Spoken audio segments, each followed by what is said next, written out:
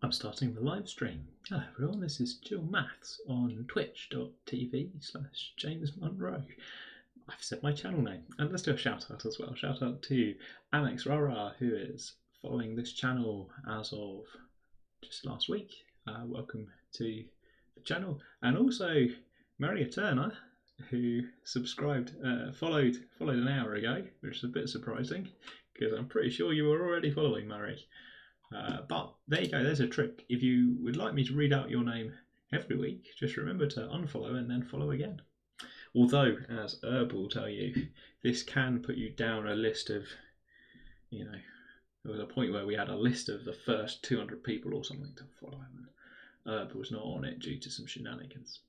Right, hello to Maths22222 in chat. Yes, 22222. Never get it right. Good to see you. Here's the plan. It's more symmetries of quadratic forms, I'm afraid. I've done some t-shirt design, but it's in review. And it's been in review for a couple of weeks, so I don't know what's going on there. Possibly they're having a close look at my t-shirt design to decide whether they want it on the website or not. If they don't, then I've got a backup plan, but the backup plan will be complicated. Oh, hello, Mary. Hey, there you are. Hello, good to see you. Thanks for the follow. Michael, a notification. Right, good. Okay. Yeah, no, not any ZX calculus. No, not the ZX calculus. Or have you been learning the ZX calculus? As if you're going to tell me you've worked it all out and it's all fine. The inputs and the outputs are all the same thing. It's a side conversation that we had last week. Well, I was doing this, and Maths222 was doing that. With various levels of success. It is fun and you have worked it out. Oh, amazing. Brill. Oh, it's a Twitch glitch. Well, that's fair enough. I like getting the notifications anyway. Maths22222. Can you tell me what it means for these things with multiple inputs and outputs, where like a red spider with multiple inputs and multiple outputs? What's going on there? What's the relationship that I should believe about all of those inputs and outputs? If you can fit it in a Twitch message, then that's my preferred way of learning things. So, so that all these inputs and outputs, there's some relationship between all of them according to Red Spider. What's going on there? Right, okay.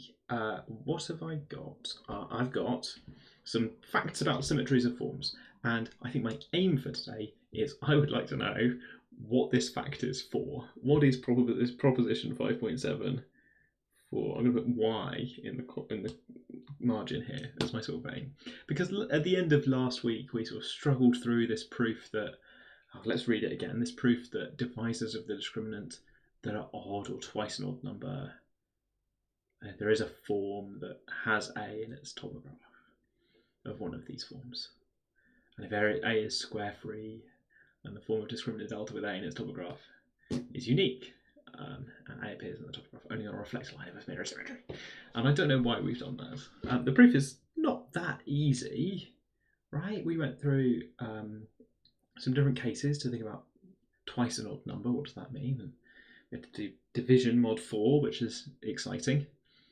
That's true. I don't know how that works, but I think we're good. Sorry, I know how it works. It works by mod 4 logic. And then we went through all of this, but I don't think I've got any idea why we did it. It's proposition 5.7, so possibly 5.8 is going to need that. But I see we are switching now to elliptic forms, so I'm puzzled. Right, what does this say? You tensor product the inputs, then dot that with a tensor product of a basis vector, n times, then times that by the basis tensored m. This is quite hard, isn't it?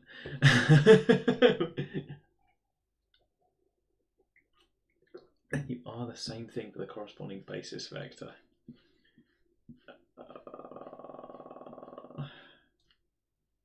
Okay. You saying the output is the tensor product of the outputs sounds more simple than it is, right? Although, what have I learned about tensor products? Quite recently I learned that I should stop thinking for tensor products. I should just treat them as like objects. They're not interacting with each other at all. They're just there. They're just tensor producted. It's not like a sort of multiplication or anything. It's just, there you go. The same thing for the corresponding then you add the same thing for the corresponding basis vector. Yeah, I've got some follow-up questions, but I'm not certain I want to learn ZX calculus today anyway. Okay, but what I'll take away from that is tensor product. Like, tensor product the inputs, tensor product the outputs, some magic happening in the middle. If you dot it with basis vectors, whatever. Okay. If you take so that's like taking a component, so you're taking the component of that map. Gets you down to a 1D case. I believe it's called. Right, anyway. Okay.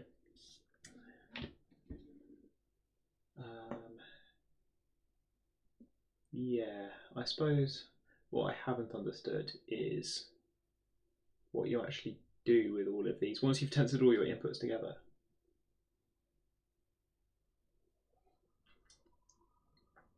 That feels like a place where you would apply a rectangular sort of matrix.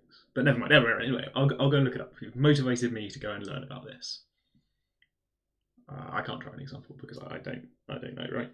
My current understanding is that you've got like 3 things coming in. So you have like, I don't know, states or something. And you need to get from this, there's like some input, to some output, which will be like, I don't know, W1, W2, W3, W4, W5. And I can't for the life of me tell you how, like, what do I actually do with these vectors? What do I actually do once I've tensor product these inputs together? Or are they actually booleans? I've just got no idea what the framework is for what the kind of logic of what we're doing it. I don't know. Yeah, is it an X or a Z? Yeah, okay. I'm going to abandon all the ZX calculus, I'm really sorry. Because I'm realising that I remember actually none of it, and I think you teaching me all of it right now. Yeah, I don't know what source spider was. Am I supposed to know? Right, good, okay. Symmetries of elliptic forms, I think, because I have a textbook in front of me. Oh, it came back. Oh, spider, jump scare. It's got 8 legs like a spider. Well, okay, it can stay there. In its little ZX box over here. Right. Oh, I can pick. Okay, fine. It is an X spider. Maybe. Let's consider what sorts of symmetry is possible in general for the various types of forms, beginning with elliptic forms. Right, because previously we were talking about all possible forms.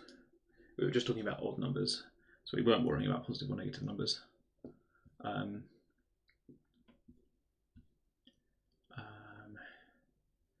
So down here, what have we got? For an elliptic form, each symmetry, what is this then?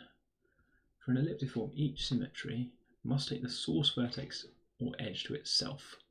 So this is where the smallest values of the form occur. Do I remember this about elliptic forms? They have a kind of point where you're moving outwards. And that's something to do with the discriminant, isn't it? Oh my goodness. Yeah, so it's something to do with what's going on here. Somehow you can do some maths on this to say, aha, the increase is increasing because of the discriminant. So fair enough. Which I don't remember the maths, but I remember the punchline that you sort of have these arrows doing this. So you have increasing numbers. But away from a source node or a source edge.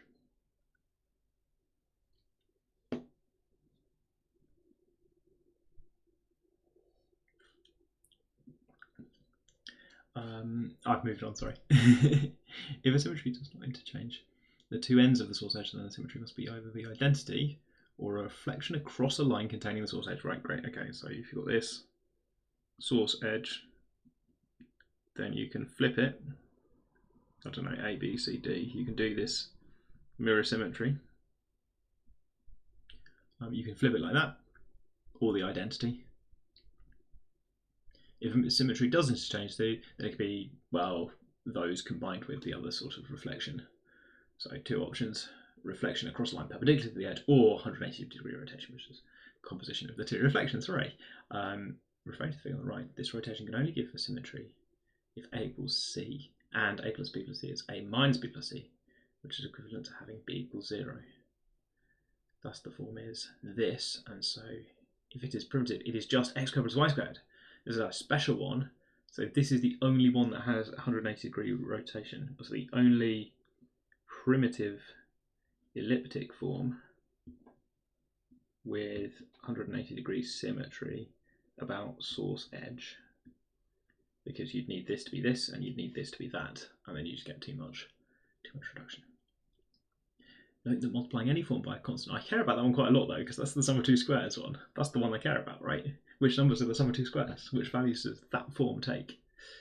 Note that multiplying any form by a constant does not affect the symmetries. Okay, we'll just go for primitive forms then. Good. Note also this form has both types of mirror symmetries, and the composition of these two mirror symmetries. Yeah, there you go. Okay.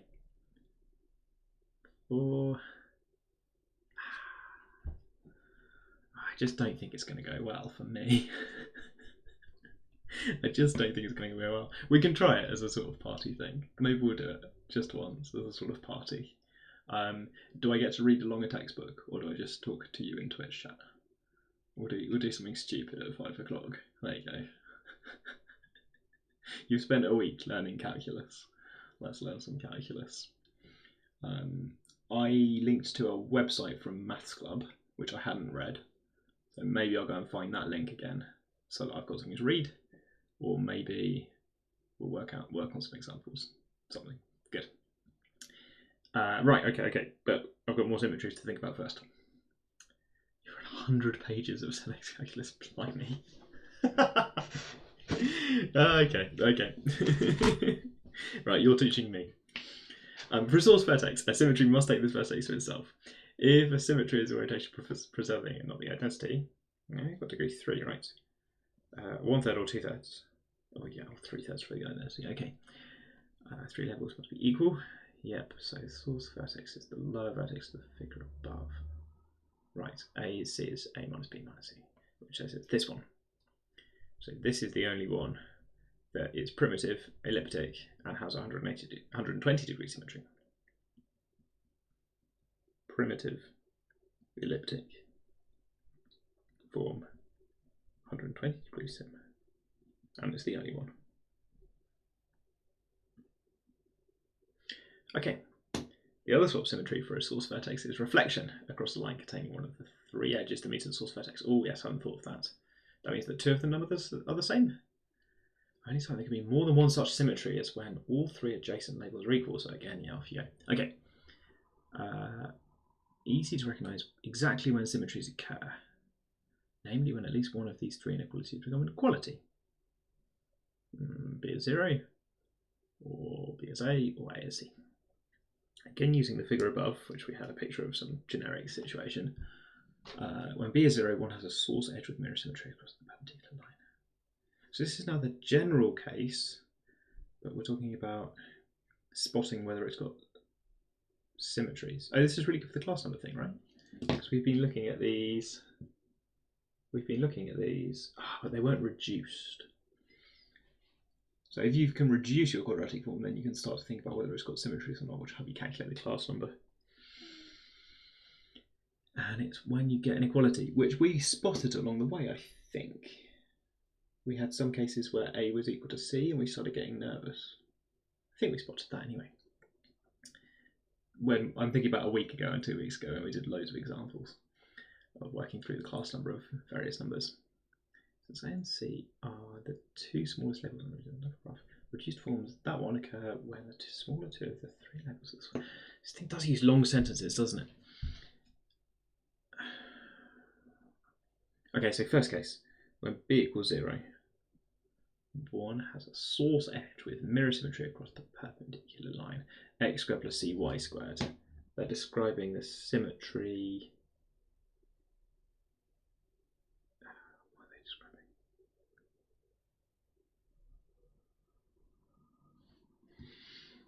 When B equals A, you get A. Let's look at that picture. A on the right, and then this is C. So you get mirror symmetry. When B equals 0, one has a source edge with mirror symmetry across the perpendicular line. But you still get this thing up here, right? Is this also C? Yes. Or 2a plus c, sorry.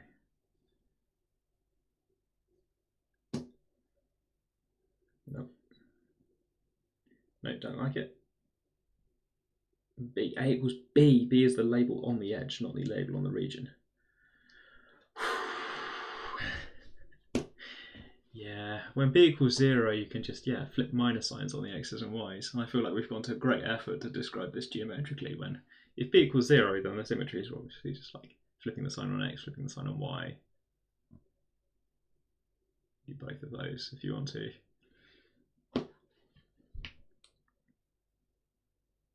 But apparently they're only describing one thing, though. They're only describing one mirror symmetry across the perpendicular line. That's annoying. What's going on there? Across the perpendicular line. Why not left, right? Because A and C are different, so we don't have the switching X and Y sort of symmetry. A and C are different numbers. But we do have this symmetry that comes from above and below. If plus B and minus B are the same. Which way round is that? So that's switching. That's something weird, isn't it? X goes to minus X. Or alternatively, Y goes to minus Y. But those have the same effect on our topograph. Because in our topograph, X goes to minus X and Y goes to minus Y. Both send X over Y to minus X over Y.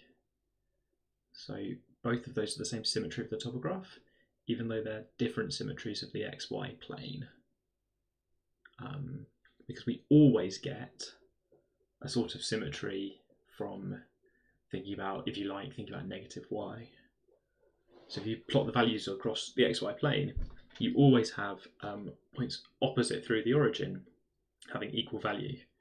That's rotation by 180 degrees, I guess, because they correspond to negative x and negative y, which always, for these quadratic forms, fails to flip the sign of any of the terms, so you always get the same value.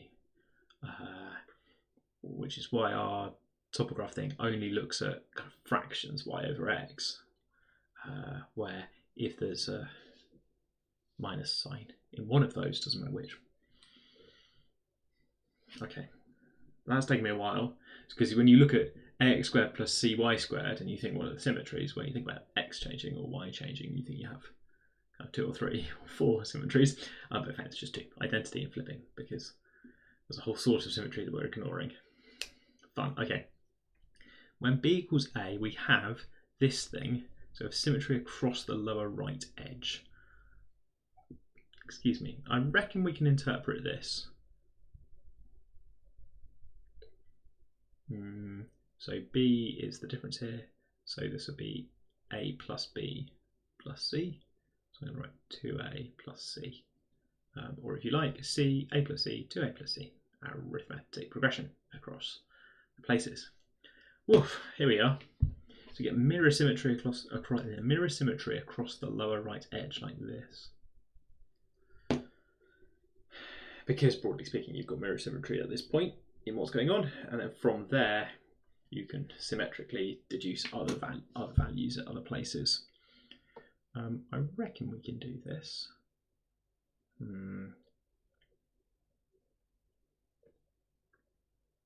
So this is mirror symmetry, not really of the fairy diagram in its sort of circular fairy diagram form, but yeah.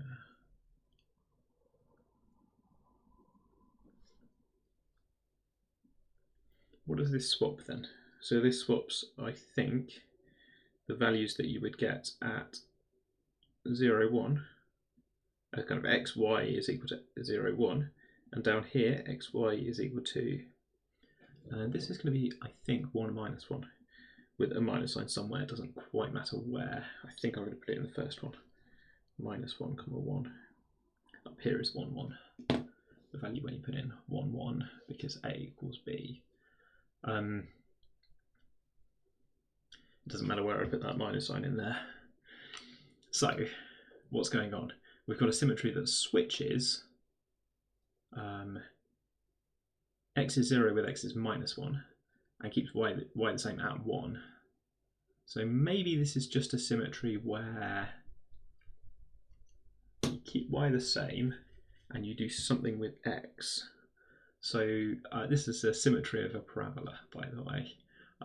We did this one, the first episode of the Matt live stream this week. If you've got ax squared plus bxy plus, and then I'll put down the cy squared on the end as just a constant thing, because I'm not thinking about changing y, then this has got a symmetry, which is something like, if you complete the square over here, you get x plus y over 2 squared times a out the front, x plus y over 2 squared, and then that will give you a y squared over 4 times a, so subtract that off, but still add on the cy squared. So then maybe my symmetry is something like if x plus y over 2 was suddenly equal to x minus x minus y over 2, which is to say if x were to go to minus x minus y, then, which is a bit of a strange symmetry to think about, if x were to go to minus x minus y, then I think that would send 0, 1 would go to minus 1, would give me an x value, an updated x value of minus 1. 1, 0 would give me an updated value of minus 1, 0. That's annoying. Oh no, that's good.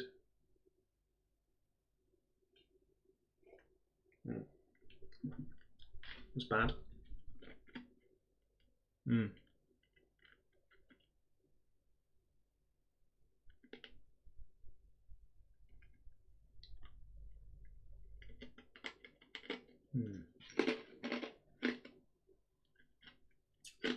Hi, Ab.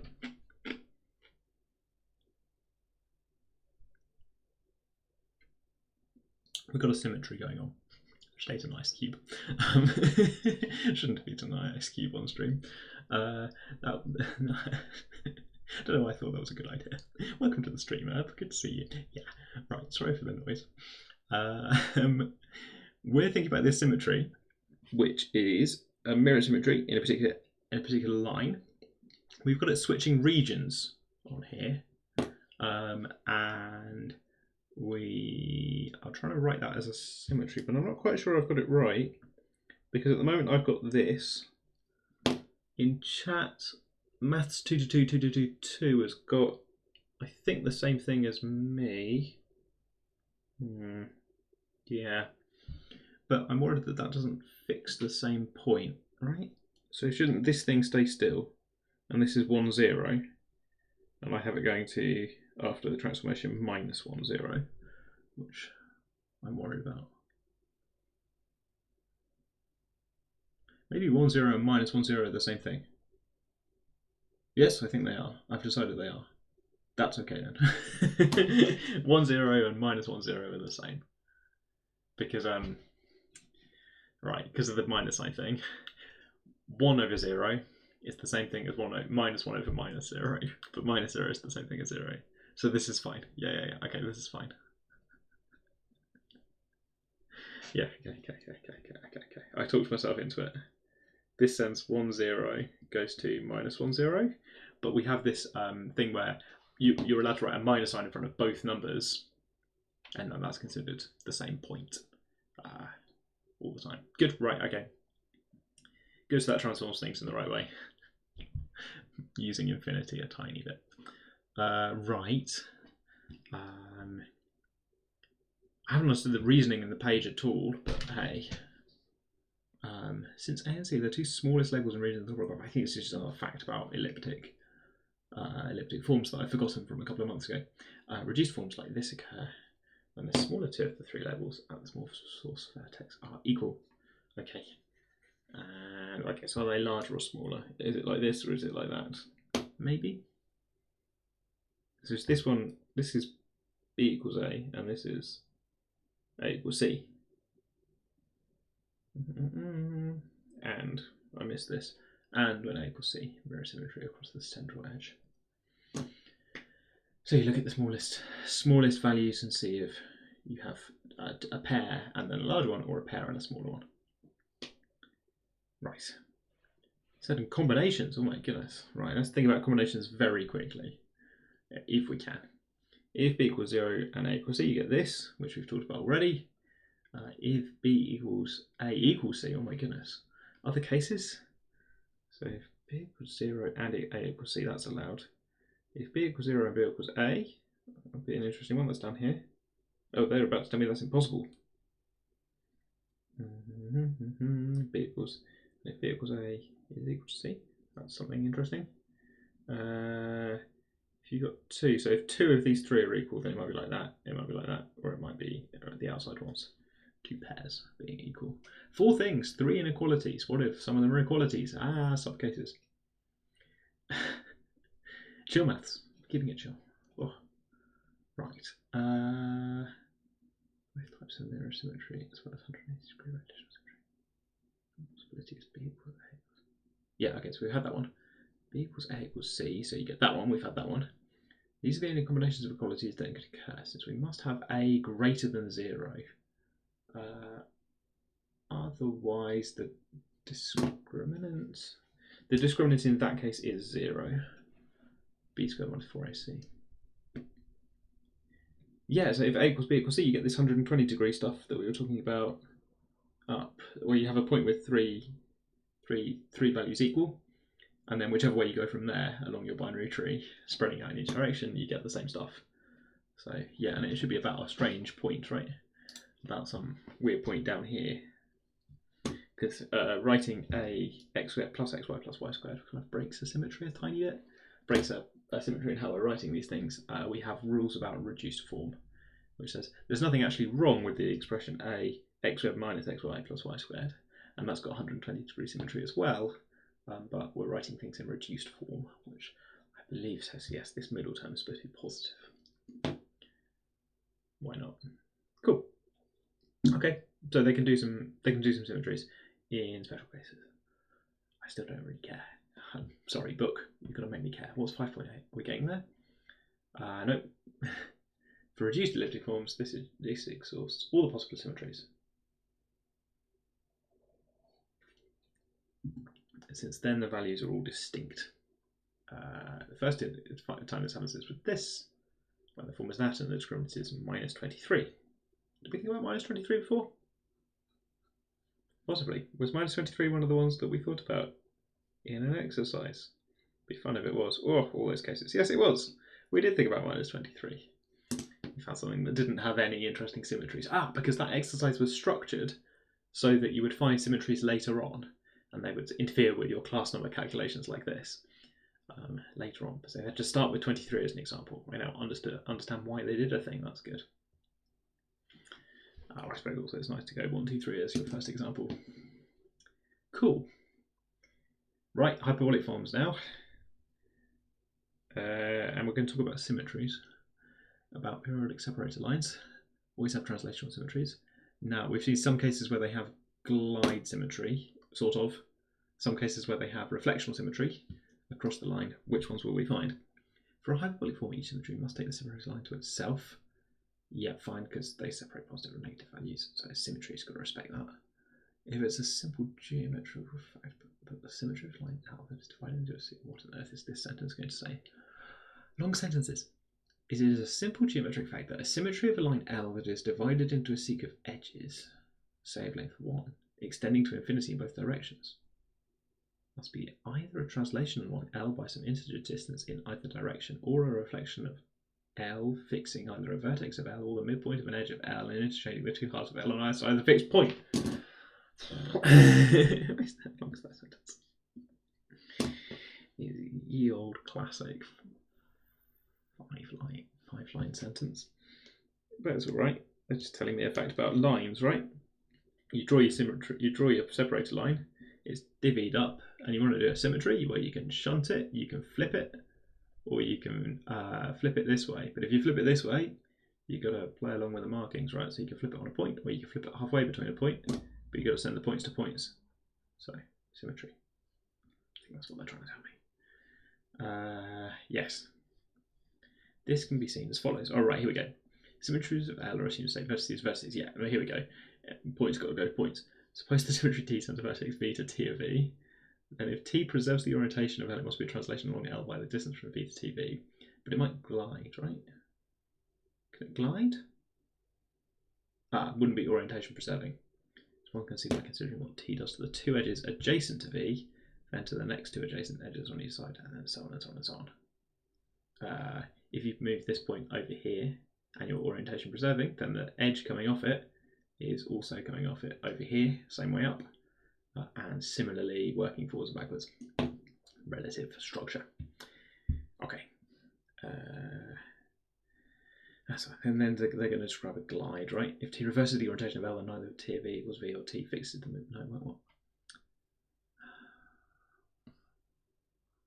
If T reverses the orientation of L, then either T of V equals V or T fixes the midpoint segment from V to T of V, since it sends this segment to a segment with the same length with one end TV, but extending back toward V since T reverses orientation of L. That is just a word salad, I'm afraid. What am I going to make? I can't make heads or tails of this. If T reverses the orientation of L, then either fixes the point or it fixes the midpoint, since it sends this segment to a segment of the same length. One end at TV. I mean, this is just fine, isn't it?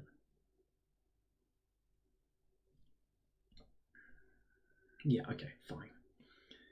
I've decided it's fine. Fixes the point of L in either case, and it follows that T must reflect out across this fixed point. So one can again see by considering the edge or edges containing the fixed point. Then the next two edges of the side just work away from the thing that's fixed. Consequences. If the distance from V to TV is an even integer, the midpoint between V and TV will be a vertex. Right. Count to see where it's gone. If it's odd, the midpoint will be a midpoint of an edge. Okay. So that tells us about symmetries of straight lines. Now that we're experts on symmetries of straight lines with markers on them, which I suppose is symmetries of a ruler, right? So you have a ruler and you mark dots, an infinitely long ruler maybe, but you mark dots on all the points.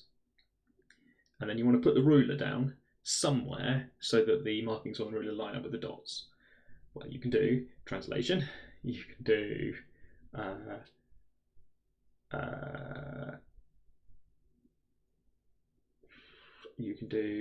rotation, and you can rotate about a point, or you can rotate about halfway between points. A way to see that is to think about this says for a point V, where's it going to? Maybe it's going over here, but then orientation reversing means that you're coming back, so count how long it takes, and then you've got some distance between V and T of V to say dot 13 was there, now 13 is over here. If that's even, then well, work out the midpoint and go from there. Right. I guess you can do that measuring. You could do that on the reals or something, and then because we're stuck to the integers, we're looking at halving some distance that was an integer. So we get these sort of half integers out of doing just an algebra for going forwards and backwards. Okay. Right, returning to the symmetry T of the topograph of a hyperbolic form that takes a separated line to L to itself, T must also take the side of L with positive labels to itself. Right, you can't do this glide flippy thing. That's what they're telling me, because I've been calling it a glide, but actually it's positive numbers on one side, negative numbers on the other, so we're all right. That one's not going to count as a symmetry, I think, because you can't actually change the values when you do these symmetries, even just to stick a minus sign on the values. Boring. T preserves orientation of the plane exactly. It preserves orientation of L. Yeah, okay. You don't get a bonus reflection that you could sometimes do that I've been thinking about, where you reflect above or below the line. That's the only orientation preserving symmetries of the topograph are translations, and the only orientation reversing symmetries are the two kinds of reflections across lines perpendicular to L. Two kinds because they might be centered on a point or midway between 2 points. If the separated line of a hyperbolic form has a mirror symmetry, excuse me, then because of periodicity, there has to be one reflector line in each period. And in fact, there are exactly 2 reflector lines in each period. Oh, you got me. To see this,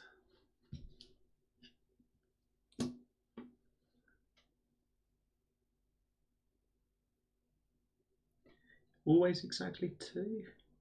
Yeah. Let T be the translation by one period, and let R1 be a reflection. So this also starts if. It starts if a separated line of a hyperbolic form has a mirror symmetry. We've seen that some of them do and some of them don't.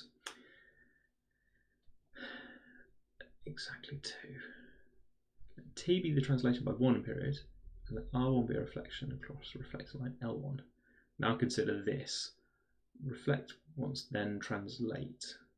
So TR1 is an orientation reversing symmetry.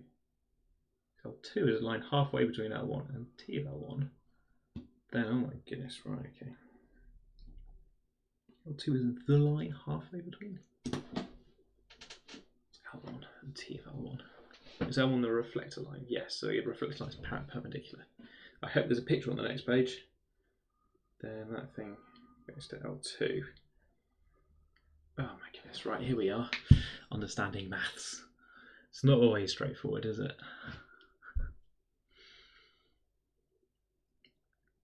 So, you've got a symmetry line like this, which you can do reflections in. That's nice. And you've got a translation symmetry of, there's some numbers written on this line and some things growing off it and doing other values of the quadratic forms. Let's not think about it. This is some sort of stripy pattern of numbers. But it has translational symmetry by that much, and it also has reflectional symmetry. So the point they're trying to make is that, well, if you, what are they doing here? So if you go halfway, so if you put this L2 line halfway in between, then when you do a reflection, R1 is R1 a reflection in line 1. Just double check my notation before I say something stupid. R1 be the reflection across the reflected line L1. Good. Yeah. So it's going to be reflect first over here. So it reflects a long way, and then it translates to come back to where it was. So the point of that is that we found a point where that the points on that line, which is that bit of the ruler or whatever, and anything growing off it, has now come back to where it started. So T of R1 of L2 is equal to L2 because, well, it has to be because of where we've put it. It's halfway between. That's hard to see though.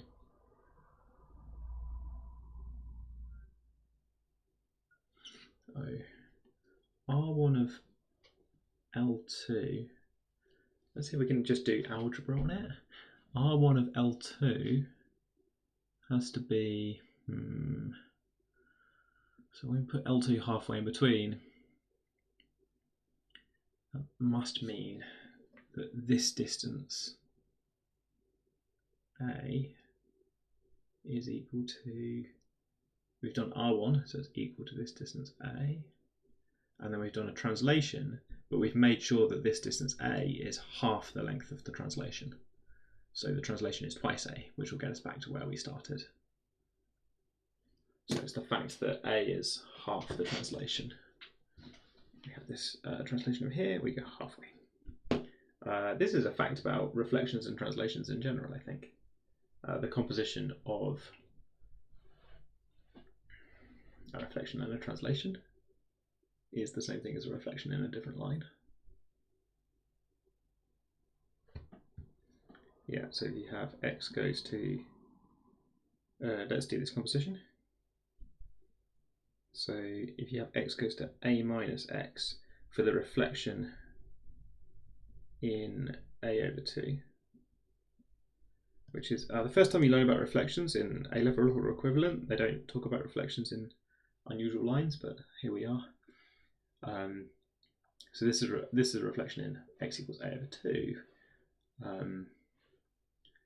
Now, what point are we trying to make here?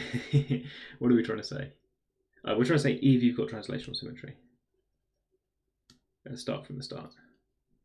So if x goes to x plus alpha is a symmetry of f of x, So f of x plus alpha is equal to f of x for all x. Then, and also, and f of minus x is equal to x. It's got reflectional symmetry at 0. Then f of, and now I need to be really careful here, but I think I write alpha over 2 minus x is equal to f of x, or something. This symmetry is the case. A reflection in the line alpha over, I already regret this, a reflection in the line alpha over 2 is this, because the reflection in the line alpha over 2 is alpha minus x. And I suppose the proof goes like this, right? So f of minus x should be, I should say it's f of x, not x. Right. So if you've got a translation symmetry like this and a reflectional symmetry, then f of alpha minus x should be f of x, a different reflection in the line L2. And proof, I suppose, I'm forgetting everything I know about quadratic forms and just trying to prove this, right? So the proof is going to look like this, right? This is a combination of the reflection and the translation. F of alpha minus x is equal to f of minus x is equal to f of x.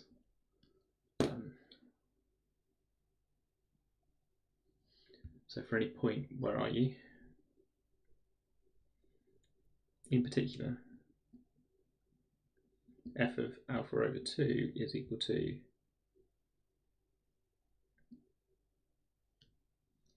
f of alpha over 2. When you plug in alpha over 2 over here, that's just works.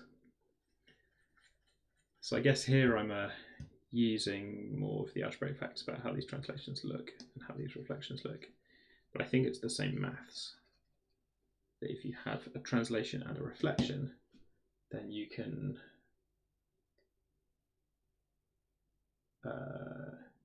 you have a reflectional symmetry in another line as well. Okay, and something about the period, because you can do this. You also have a mirror symmetry line if you go 2a. If you go, do I mean 2a? If you go translating over here, is that also mirror symmetry? I think it is. You get maybe twice as many lines as you're expecting, maybe. Okay. TR1 is an orientation preserving symmetry. It takes L2 to itself. Good. Preserving positive and negative sides of the separated line. Good. So TR1 must be a reflection R2 across L2. At least 2 reflected lines in each period. There cannot be more, since if R1 and R2 are the reflections across 2 different adjacent reflected lines, L1, L2, as in the second figure, then the composition R2, R1, first reflecting by R1 and then by R2, is orientation preserving and sends L1 to this mess, which would be R1 on Earth. So it's L1 to this. Are we being told? Yeah, so R1 of L1 is L1. There's R2 of L1. So this composition is a symmetry, translating the separated line by twice the distance between L1 and L2. Oh my goodness.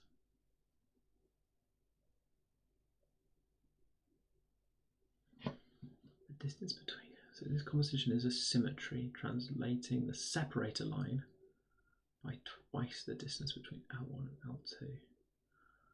Oh my goodness. Which I called A up here. So what's this telling me? L1 under this composition, L1 would go to R2 of L1. R2 of L1 is somewhere over there, I suppose. R2 of L1 is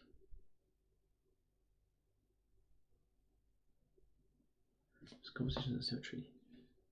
Twice the translating the separator line.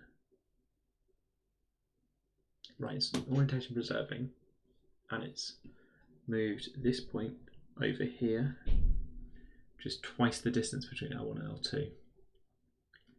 So the distance between L1 and L2 must be half the length of the period, because this thing's now periodic.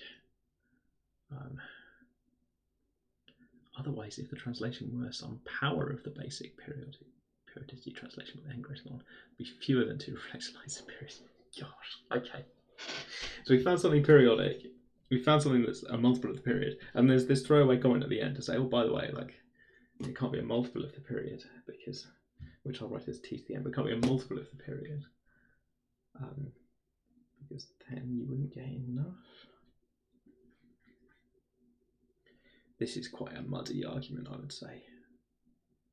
It's like some of the key idea is being left as kind of afterthought down here.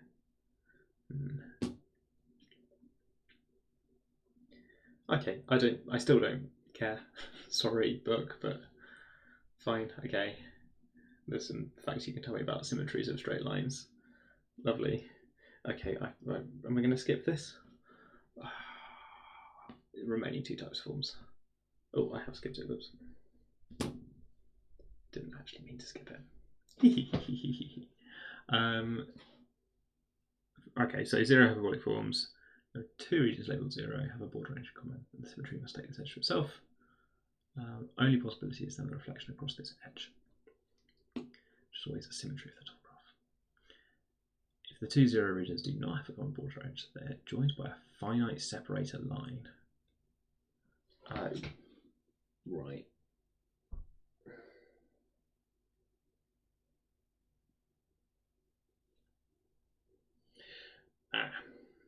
For my symmetries, I was worried last week about some symmetries of these things where there are 2 0 regions.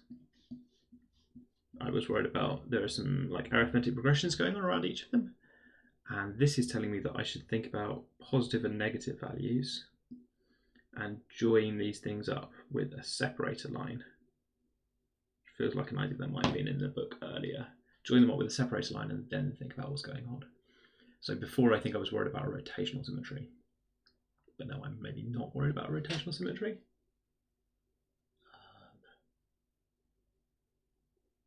So in particular, one of the cases I was worried about was we had twice 5n, if you remember, twice 5n cases, because there were sort of around your 0 region, there would be a number a, which is co-prime to n, so we get something not primitive, and a plus n or something. So at some point it would switch to being positive. So negative values maybe, and then positive values, or maybe the other way around. So this factor of 2 was because the 0 regions could be in either orientation. Now, I was a bit stuck at that point because I was worried about what if they're both increasing. Yeah, this is going to cause all sorts of trouble, isn't it? I've drawn them like this, where one's increasing and one's decreasing, which is just what I want. No self-pairing. Everything just matches up nicely 1 to 1. And now it's looking a bit more obvious that I can't have this case that I was worried about, where you have an increasing one and then you explore outwards and you find the other 0 region, to your horror, has maybe the same value of a, but increasing in the same direction, or so sort of the opposite direction like this. So I worried a lot about symmetry arguments to say, aha, I'm worried because you can do a rotation on that, which means you only get one thing, and I'd like it if these weren't 1 to 1. I've only used up one of my 2 phi n. I've only used up one of my possibilities. If they all do this, that's terrible. I get 2 phi n. I would like none of them to do this, and the reason is maybe that these things have got to have a separator line. You've got to be able to join some line between positive and negative values, like a kind of path that's got to go from wherever this switches from negative to positive to wherever this one switches from negative to positive. And that line has to exist because along this binary tree, if you have negative on one side and positive on the other, coming into this junction, as you work away from this 0 region, inferring new values, well, you'll see 2 things out here, and well, you see a new value over here. If it's got negative value, then your separator line continues down here. If it's got positive value, then your separator line continues up here. And if it's got zero value, congratulations, you have reached your destination. But you keep going, you build this line, and it's always going to have left and rights going on. But this is impossible because negative would have to change to positive, and positive would have to change to negative. You can't join it up. Are you guaranteed? Right, so different question. There's a different question there. How do I know that this line, doesn't just go off towards infinity like that and towards infinity like that? How do I know there's a finite separator line for a zero hyperbolic form? It's a good question, and not one that I feel equipped to answer. You know, if you could do whatever, why is it a finite separator line?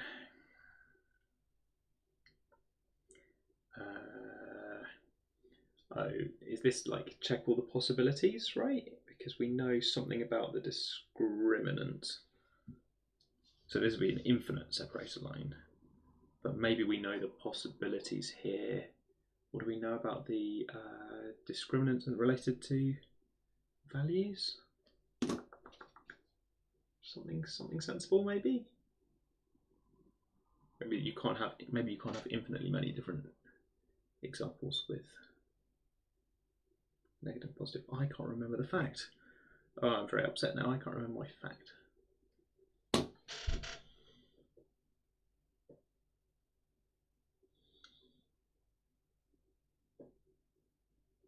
This thing going around zero is an arithmetic progression, which will have to go negative at some point or have to become positive at some point. So there is some separator line meeting each zero for sure. And now if they're finite, then I can argue they have to match up, and then topology, it can't switch. You can't join it up. As you go along the line, you preserve orientation on each side. They are periodic. We know they're periodic in the when do we know they're periodic? In the hyperbolic case, we know they're periodic, and then I think the argument is quite similar to say these ones I don't expect to be periodic. I expect these ones to be finite, to just kind of join up the zeros rather than periodic. Let's have a quick look in Desmos.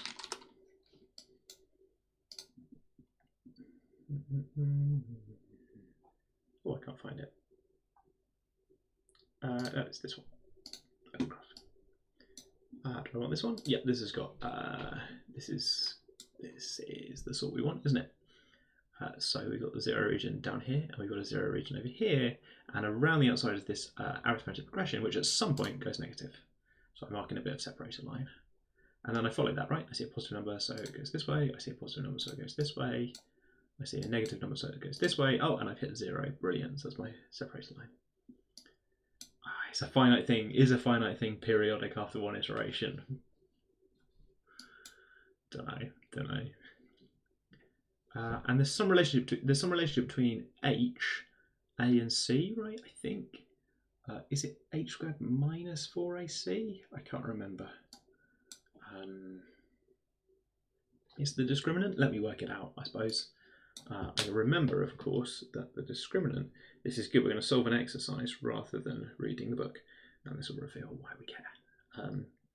So I know that the discriminant is b squared minus 4ac, and at the start,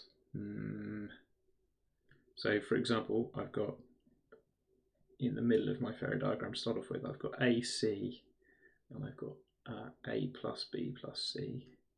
So actually I think this might be, the difference there is h. So yes, I think I'll write h squared minus 4ac. And if I'm talking about a separator line, along the separator line, I have,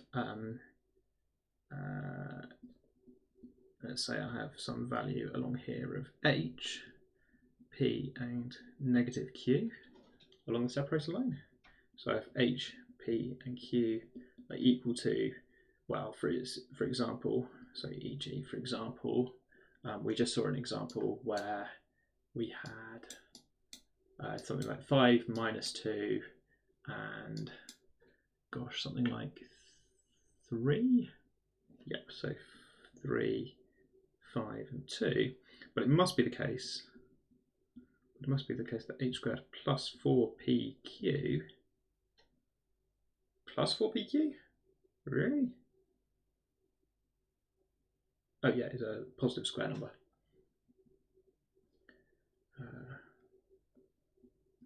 Some square number.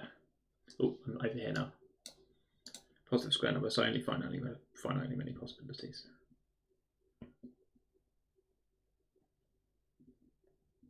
And then p and q, which have to be integers.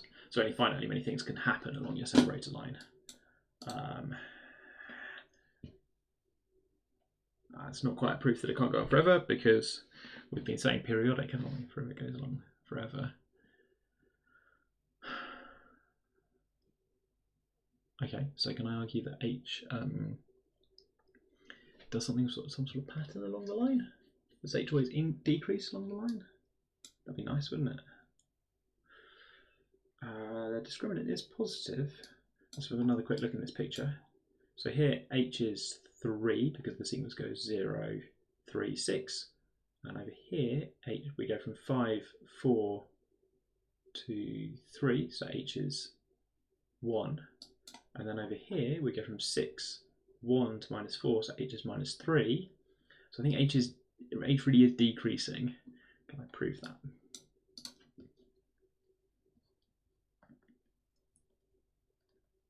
This is fun.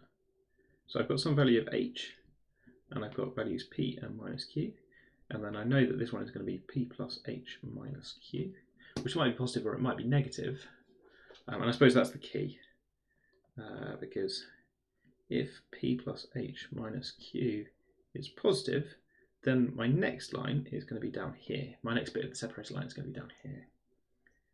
Then the next value of h will be, I'll look along this bit of sequence and I'll say, well, it was p, now it's p plus h minus 2q, which is h minus 2q. Q is a positive number. And if p plus h minus q is negative, then I'm in this second case where I put my separator line up here, and I say, then, well, before going across this way, before it was minus q, now it's 2p plus h minus q. So, bother, it's gone up by 2p. Right.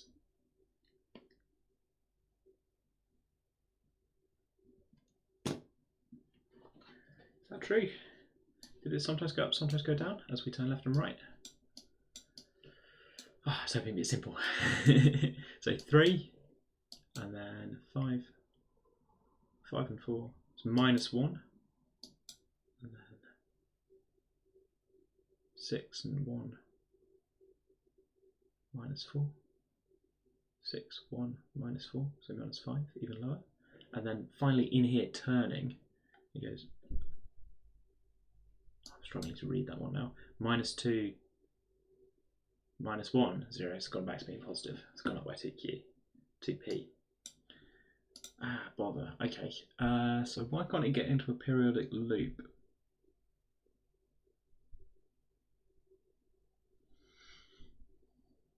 I suppose at that point,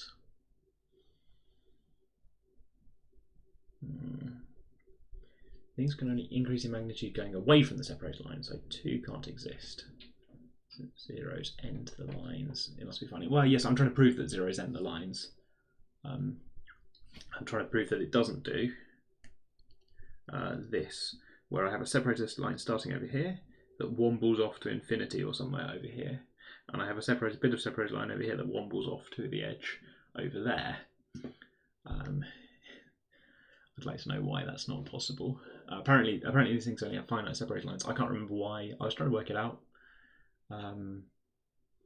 I've proved to myself that it's either periodic or finite.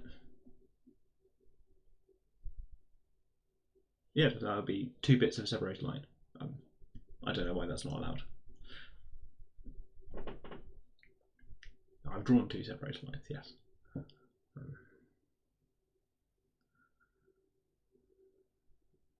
And then, sorry, hang on, if things only increase away from your separator line, is that the case? Is that the case? Sounds true, doesn't it? Because this is a negative number. So then this thing going upwards. So yeah, would be some line joining them, and then the suspicion would be you aren't increasing in both directions along this line. That's probably it. Okay, so if things increase away from your separator line, we're done. Let's have a quick look at the separator line to remind myself why that's the case. So if you have a bit coming off here, then this thing goes from, well, P1 P2 plus Q plus another Q. Thanks, Barry. Okay, good. So I think it's not this, which means that something with the same orientation under rotation like this, so same direction of increase, can't pair with itself in the topograph of a zero hyperbolic form. So, although I had two phi fn cases, they each pair up, not with themselves, but with each other, which means that they pair up into precisely, I don't care how, but precisely pairs, no self-pairing. So there are precisely phi of n pairs that you end up with. Hooray! That'd be good. That would be good. Just thinking about this. I think we did it at some point, but P1 plus P2 plus Q. 2P1, 2P2. Yeah, I think it's all right. Okay. Right, let's drop all that. Good. What am I doing now? Well, I've made some promises, so I think I'm going to pause here, go and get some tea. Hello, Mean Machine Rex, you all right? Good to see you. You've joined just in time for some tea, which is a good time of day, I think. We're going to read 5.8, and then we're going to take a break for a cup of tea. Oh, I've got this fact about parabolic. Oh no, look. Sort of finite separation line. And that was it. There was this kit that was joined by a finite separation line. That gave me a good idea for a question I'd been stuck on last week, which we've now solved. And you can flex across the middle. Finite. Well, the finite continued fraction associated with the form is palindromic.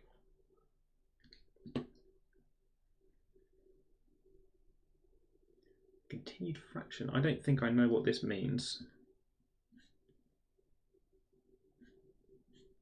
I don't think I know what this means. I'm going to play dumb. It's something about looking along the separator line and that being the continued fraction associated with this. It's got doubly infinite, or doubly finite in this case.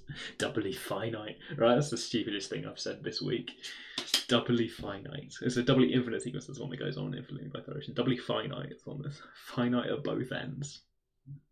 Not a thing that people say. Right, okay. Oof. Proceeding analysis. Let's just read this punchline then. All orientation reversing symmetries of the Dwarkov form are mirror symmetries. I turned the page just at the wrong moment. Reflecting across the line that is either perpendicular to or connected to the Dwarkov. In all cases, okay. Traditionally, a form whose topograph has an orientation reversing symmetry is called ambiguous. There's really nothing about the form that is ambiguous. Great, love it. In the usual sense, except perhaps that it's indistinguishable from its mirror image. Right, good, okay. And this is going to help us count class numbers up to mirror symmetry. Bookmark at this point. Put it in my bookmark. Halfway down the page. Okay, oh, this is going to be good. Look, this is going to be good. This is going to help us count things with symmetry. Ooh, and look, except in the following cases. Ooh. It's always okay. This is going to be good. So it tells us how to get down. Not really looking at a particular quadratic form, but thinking about a particular discriminant. Oh my goodness, look at all this. We might do this next week to look at, my goodness, many cases to work out what the relationships are between the class number and the symmetric class number. Wow. End of proof after several pages. Okay. And then we're looking at some cases around the number 420. And then there's some more stuff. What's this? The non-square discriminants like this. Or primes P. Oh, right, brilliant. Okay. non-square discriminants like this. Do I mind about this? Maybe if someone told me that thinking about all of these different forms is somehow equivalent to thinking about the values that the one form x squared plus y squared takes. If someone told me that, then I would think, aha, right, so this is starting to look like these things about writing prime as sum of two squares. But maybe we're just trying to do lots of different cases, because we can say lots of things about lots of cases. I might get some tables. Skew symmetries, are these the ones glide? Ironic, right, okay.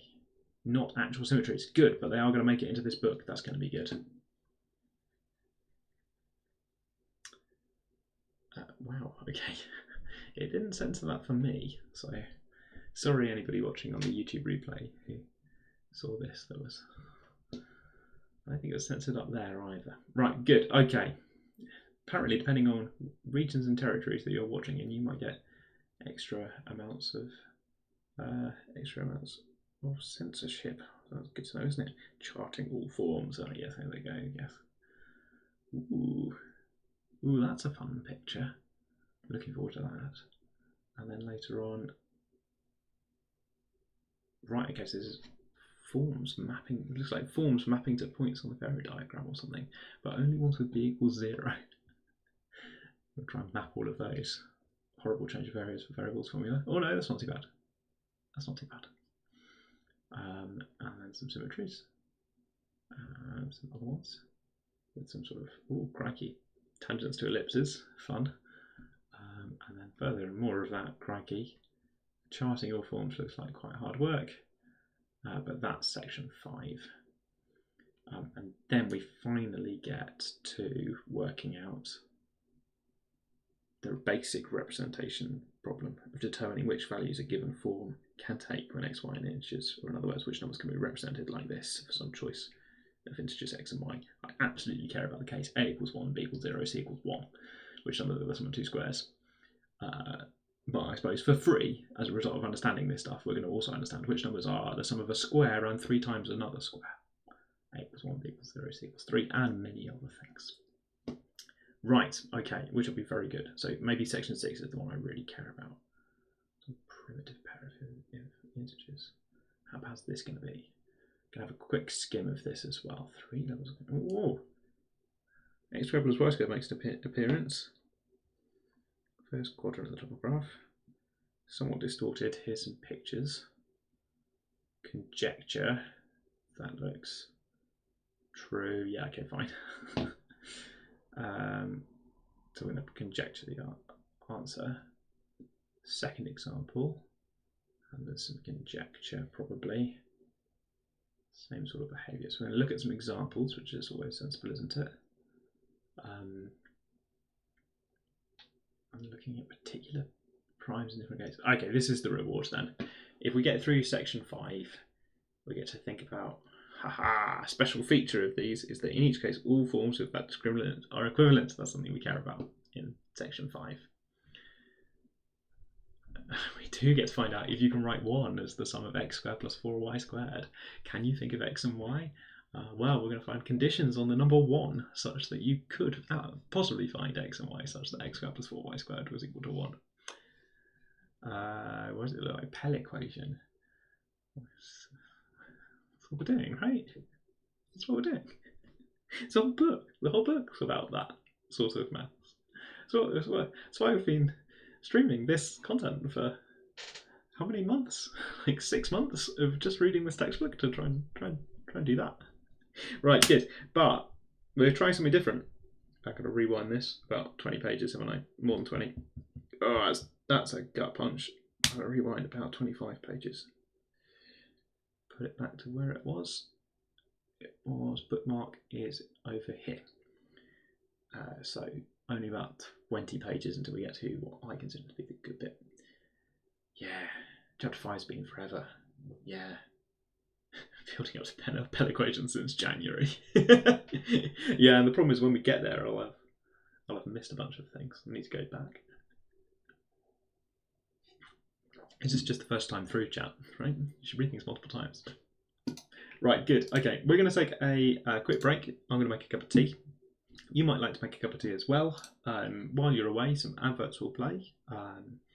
You're not missing anything. This screen's going to say back soon while I'm making tea. There isn't any secret maths content behind the adverts, don't you worry. But I'll be back in a couple of minutes with a cup of tea. See you.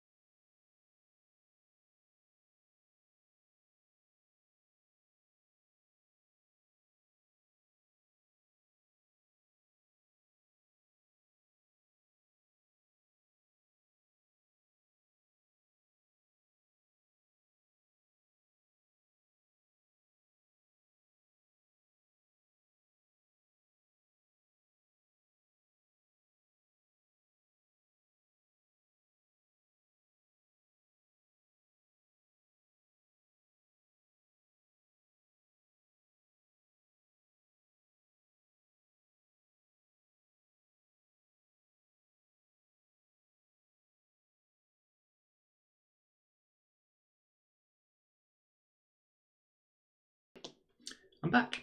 Hello again. Have I muted? Yes, I have. Ooh, always good when that happens. Right, by request. By request. Some maths that I've previously described as too hard for me to understand. I'm going to try and read some of this website. Now, where are we with chat? So Maths 22222 is way ahead of me on this content, I'm told, because you've read a textbook to the point of about 100 pages, whereas I have only just opened this website. I think I'm going to use this one. I have a sort of disadvantage that I haven't thought about circuit diagrams for many years. Possibly thinking about hard circuit diagrams will cause me to think about easy circuit diagrams. Right, okay, change to our regularly scheduled content. We're going to give this a go. Here we are. Let's close that down for now. And that as well. Okay, so what do I know? Something like these are ways to represent observations on quantum states, I think, observations. And there are some transformation rules that are so interesting to people that they study the transformation rules without having to think about quantum mechanics at all, which seems good. Quantum mechanics, I vaguely understand. There are some like basis vectors that represent states, and you have some operators, which, what do I think? So there's a time evolution operator, which says time passes, and via something like the Schrodinger equation or something, that changes the amplitudes. Changes the coefficients on your eigen functions, And by changing the coefficients, you change the probabilities that next time you make an observation. But then there are these other observations that you can do, which feels like you sort of measure the position, or you measure the position, or you measure the momentum, and those things have got different bases. So you're projecting down onto these different bases. Like the rule there is when you project, it's to do with the coefficients in that basis. So something like you measure something's x and y coordinates. Is that one of them? You measure maybe its x coordinate, and you get some probability based on its coefficients. But now it's in the state 1, 0 in that basis, which if your next measurement is something to do with the basis at 45 degrees, then that 1 is in this basis 1 over root 2 minus 1 over root 2 in that basis. So it has probability 50-50 that you'll find it in either of those two states. And then after that, well, now it's in one of those states, let's say this one. So the probability that you find it back in x, or you find it in x, or find it in y, is something like 50-50 again. So you can build these sort of chains of things where it's like 50-50 switches. Something like that. Right, chill ZX. Right, so they don't deal with, okay, great. No observations are happening. So now I really don't know what could possibly be going on. Let's find out. It's something to do with the next generation of quantum software, so we better pay attention. Right. Well-known quantum logic gates. Uh-oh, that's a bad start for me, isn't it? Right. I think there are no quantum logic gates that I think are well-known. Just the existence of this phrase terrifies me.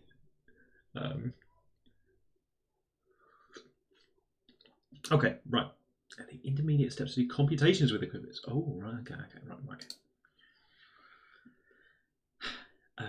Break out of the circuit model while maintaining soundness reasoning. Okay. State-of-the-art T count reduction. Okay, great. Right, great. Okay, this sounds... I have absolutely no idea what this paragraph is talking about, but fine. Okay. Intermediate representation. Right, like, the calculus also acts in the crucial role of, that's a good start, and then in a new commercial quantum compiler, that's a good end, but then of an intermediate representation, that doesn't mean anything to me. You know, what's a representation? What makes it intermediate? I just have all these questions, right? I've learned not to assume that I know anything. Never assume anything at all. Right, maybe I'll find out. Here we go. This example starts with a circuit and ends with a circuit, but the intermediate steps are not always circuits. Good, right, as I said, I don't know what a circuit is. So I don't think this is perhaps the content for me. Right, oh, I like the way these dots are also red and green, that's distracting. We start with 3 C0 gates, right. Let's just hit our first Google search. Controlled NOT gate. Controlled NOT gate, or a Feynman gate, or a controlled Pali gate. Right, okay.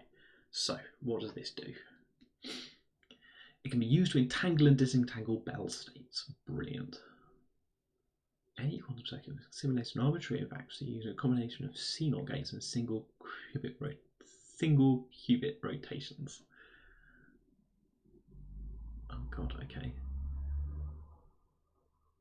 Well, so now I have a choice, right? Do I click on Pauli basis, or do I click on one of these other things? Oh my goodness. Okay. Right, no, let's look at this then. So there's a control gate, which is either 0 or 1. Seems unchanged, good, that lines up. And then the target, the C0 gate flips the second qubit, the target qubit, if and only if the first qubit is 1. Oh, okay. That makes a lot of sense as a thing. Great. Apparently you can just do that. Corresponds to the classic XOR gate. Okay. But then there's some linear combination of something, right? Yeah, Wikipedia always makes things look confusing. I've learned not to try and understand the first paragraph of Wikipedia. Okay, great, fine. Okay, it flips. If the control wire is on, then it flips the target thing. Got it. Good. Seems like that's what it does. Ooh, that's better. Oh yeah, I prefer this. This is much more my speed, right? You got your 4 states for the kind of, because you have 2 things going on. 4 states, and then you do this, yeah, 4x4 matrix. Perfect, right? Because I'm expecting a 4x4 matrix because you've got 4 things coming in. 4x4? Yeah, fine. Yeah, 4x4. And part of my confusion is, right, okay, if I have different numbers of things coming in, they'll have different numbers of dimensions on this matrix, different dimension size or something. Right, good. Okay, right, so you've got 3 CNOT gates. So I suppose I would read this by saying something like, maybe this is the control wire, or is it on or off? And there's going to be 3 opportunities for flipping. But you can do a flip like this, apparently, which is some crossy stuff. Oh no, that looks like maybe they've topologically just turned this over to say, okay, we just topologically picked this up and turned it over. And then there's a bi-algebra rule that reduces it like this, and then we'll probably flip it again, won't we? Oh no, merge the 2 red nodes and 2 green nodes. No, I thought we were going to flip it again. Ah, but they're still merged together now. The bi-algebra rule says if you have one of these, then you can just replace it with one of those. What does that look like? That looks like green joined to red instead of red crossy green. Okay, merge the 2 red nodes and the 2 green nodes, apply the hop floor, and remove the blank spiders, leaving just the swap gate. All right, so this quantum circuit just swaps, apparently. That's quite good. And there might be some other way of proving this with permutation matrices.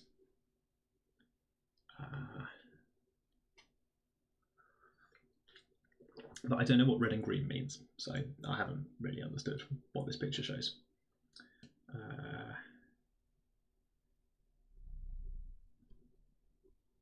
Yep, no, they haven't told me what red and green are yet. Okay, let's not look at the publications in the next section. Let's look at tutorial page. Oh, let's ask Maths Tutor Digit 2.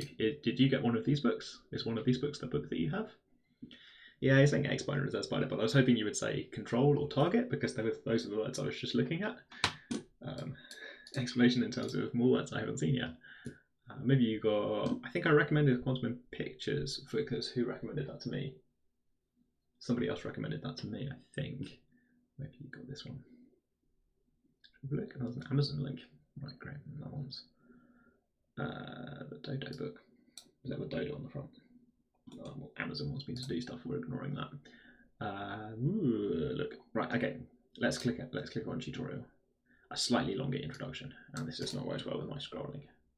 Yeah, we're gonna have to scroll out. There we go. Right. Here we are then. 2 important meta rules. Only connectivity matters. Everything's still true if you swap red and green. Fine. Okay. Oh, yeah. I still don't know what red and green are. Rex recommended that. Is Rex in chat with us now? Ooh. Which is a sort of HTML page. Interesting. And this is the thing in chat if you want to grab it. zxcalc.github.io/books/html/main htmlch1.html. You can maybe read that on the screen better than I can read it. Looks fun. Ooh, we'll see how such diagrams actually comes to linear maps. Okay, maybe I want this. I'm going to carry on looking at my website thing first, but I'm already getting a bit annoyed that it's told me that you can swap red and green before telling me what red and green. Or maybe I'm not supposed to know what they mean. Maybe that's better. All other rules in ZX calculus look like an equation between 2 diagrams. Okay, great. What you can do is you can do this. You can merge 2 green spiders. Oh, that's efficient, right? So you've got some inputs. Why not do all your green spiders at once? You're going to tensor them together anyway, so why not?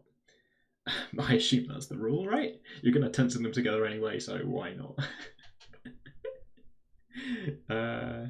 Spiders are allowed to have any number of legs, including 0. Okay. If 2 green spiders are joined, merge those 2 together. If the spiders have angles on them, you add those working mods 2 pi. Fine. Why is there don't have a node on both ends called open wires coming off the screen? Indicate we don't mind what those wires are attached to at the other end. Boundaries, yeah, okay, fine. ... indicates that we also don't mind how many wires there are. Possibly 0 more wires. Okay. 1 or more wires between the nodes, you merge them. Oh, I see. If there's some wires in the way, maybe? Okay, whatever. Also, you can merge red spiders because you said you could flip red and green. Fine. Connectivity. How many wires are there between the nodes? Between the two nodes. Okay. Here's a rule involving green alpha and a red pi. Okay. This is called the Hadamard rule. Yellow squares. I mean, just like, okay, this is where I want to give up, right? I'm being told there's a rule about yellow squares, that if you have 4 of them, then exactly 4 of them, or all of them or something.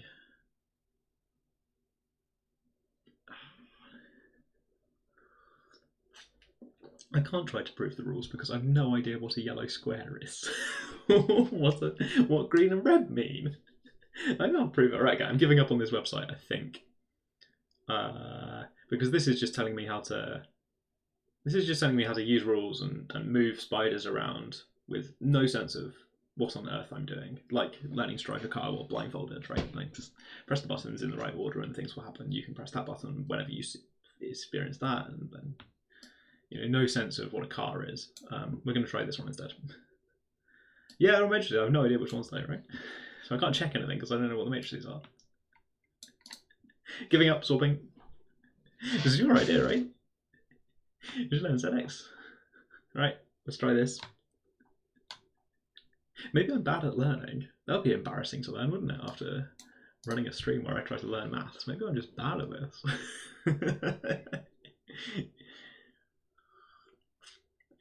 Oh, right, okay.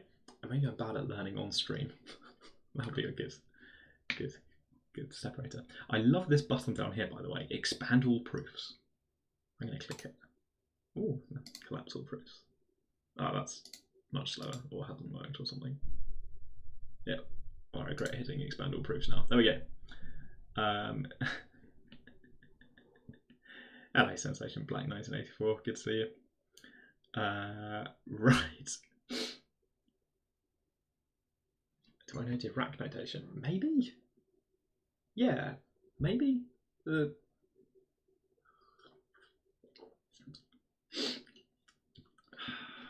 What's all this then?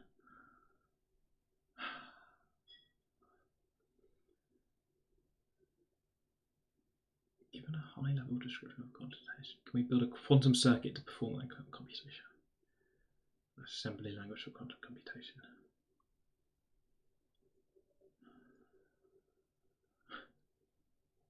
Is that bra like bro, like bra? Or do those all mean different things? Different vowels for different situations. Oh dear.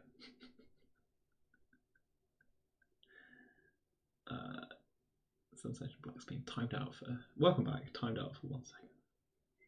Oh yeah. Bracket notation. Oh, is that what we're learning? Is that what you mean by Dirac notation? Oh, I'm getting easily distracted by chat and other things going on in chat. Right, yeah, okay, that one. Good. I'll give you a sense of where I was. I was happiest when I scrolled past, on this page, I scrolled past all of this stuff using words, and someone said, it's just a matrix like that one. That was good. I liked that. Twitch being Twitch, yes. Yeah. So you got your vector and those ones. There's several possible things going on here.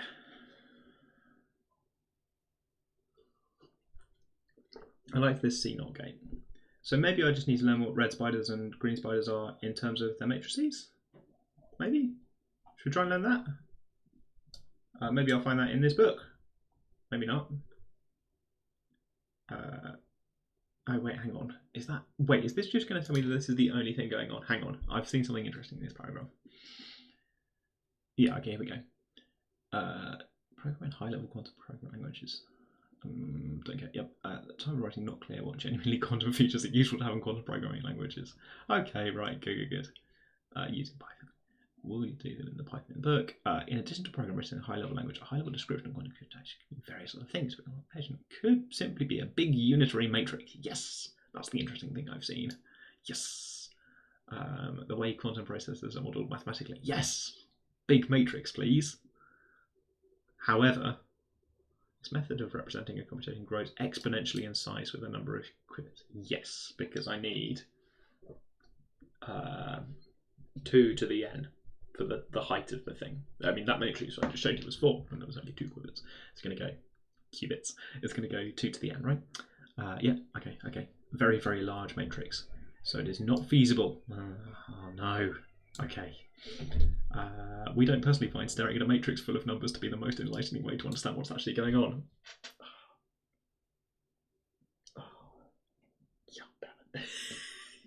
We've invented an entire notation called the ZX calculus because we don't want to look at a big table of numbers that tells us what's actually going on. That's not what it says. It's me being cheeky. Here we are, yeah. Okay. This paragraph has really given me a lot of information. The thing I want, massive matrix. Everyone else, no. Here's what we'll show you instead. And we're going to use pictures instead. Using pictures, simple diagrams are used at data intuition, but all the real math happens in good old-fashioned massive matrices. In this book, the diagrams are the real math. Right, so string diagram notation. Rigorous way to describe complex linear operators, but I think they've just been complicated, using diagrams consisting of boxes and wires, like this one. So your operator or something. Complex linear operator might be F, and then change them, put that one out, and then switches into G, and they're joined together. Oh, I don't like that. Oh, I don't like that. Okay. We can directly calculate stuff by transforming one diagram into another. In particular, suppose that we need 2 different diagrams actually describe the same linear map. Okay, I'll go with it. Might write something like this. We'll see how such diagrams actually correspond to linear maps in 2.1.6. Even before we know that, it's possible to explain how we could use a diagrammatic equation like 1. Okay, better. We see one side of this equation in a bigger diagram like this. Chop it out and do that. We've derived a bigger one. There's a number out the front as well, which is fair enough. Don't mind a big number. If this is secretly a matrix, bring out a number, fine. Diagrammatic reasoning. Okay, and it feels like the website was trying to get me to start doing some diagrammatic reasoning without any understanding of what I was reasoning about, which is the thing I don't like, actually, I think. Anyway. Particular set of string diagram equation called the ZX calculus. Pretty useful. Okay. Slightest inkling of how one might use ZX to solve concrete problems in quantum software. Right, okay. The language where ZX work concretely with quantum circuits. Very good language to explain many concepts in quantum software that were not originally introduced using diagrammatic methods, such as loads of things.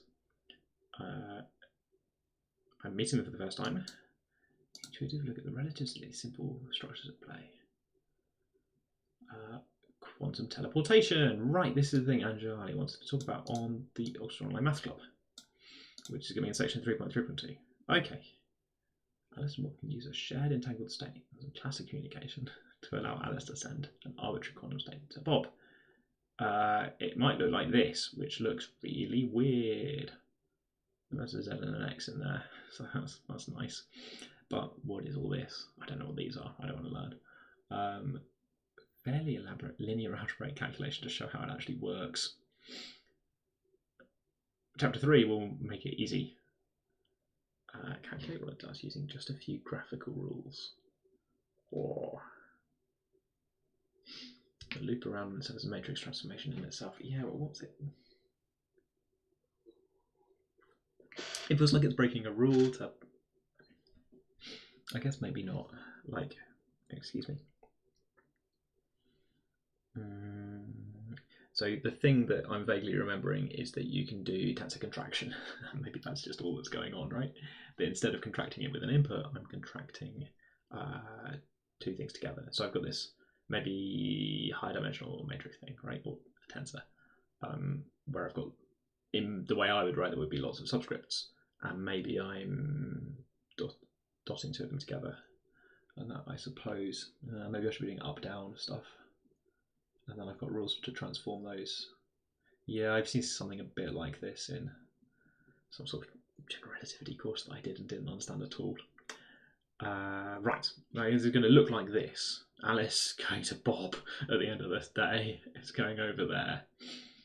Because Alice sets up all of this, Bob sets up all of this. There's a weird line that goes round like that, but it's all okay because Bob's thing flips like that.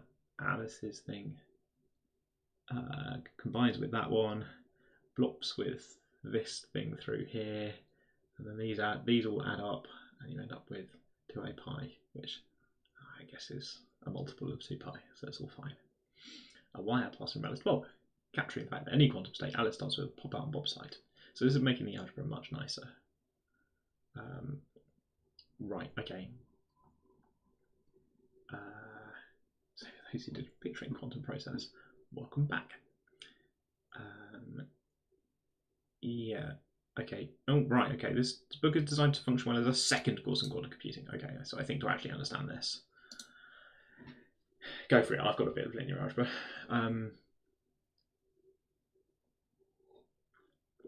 Start with the next chapter, and then if you get confused, pick up one of the following books to help you out. It's Picturing Quantum Processes. Okay.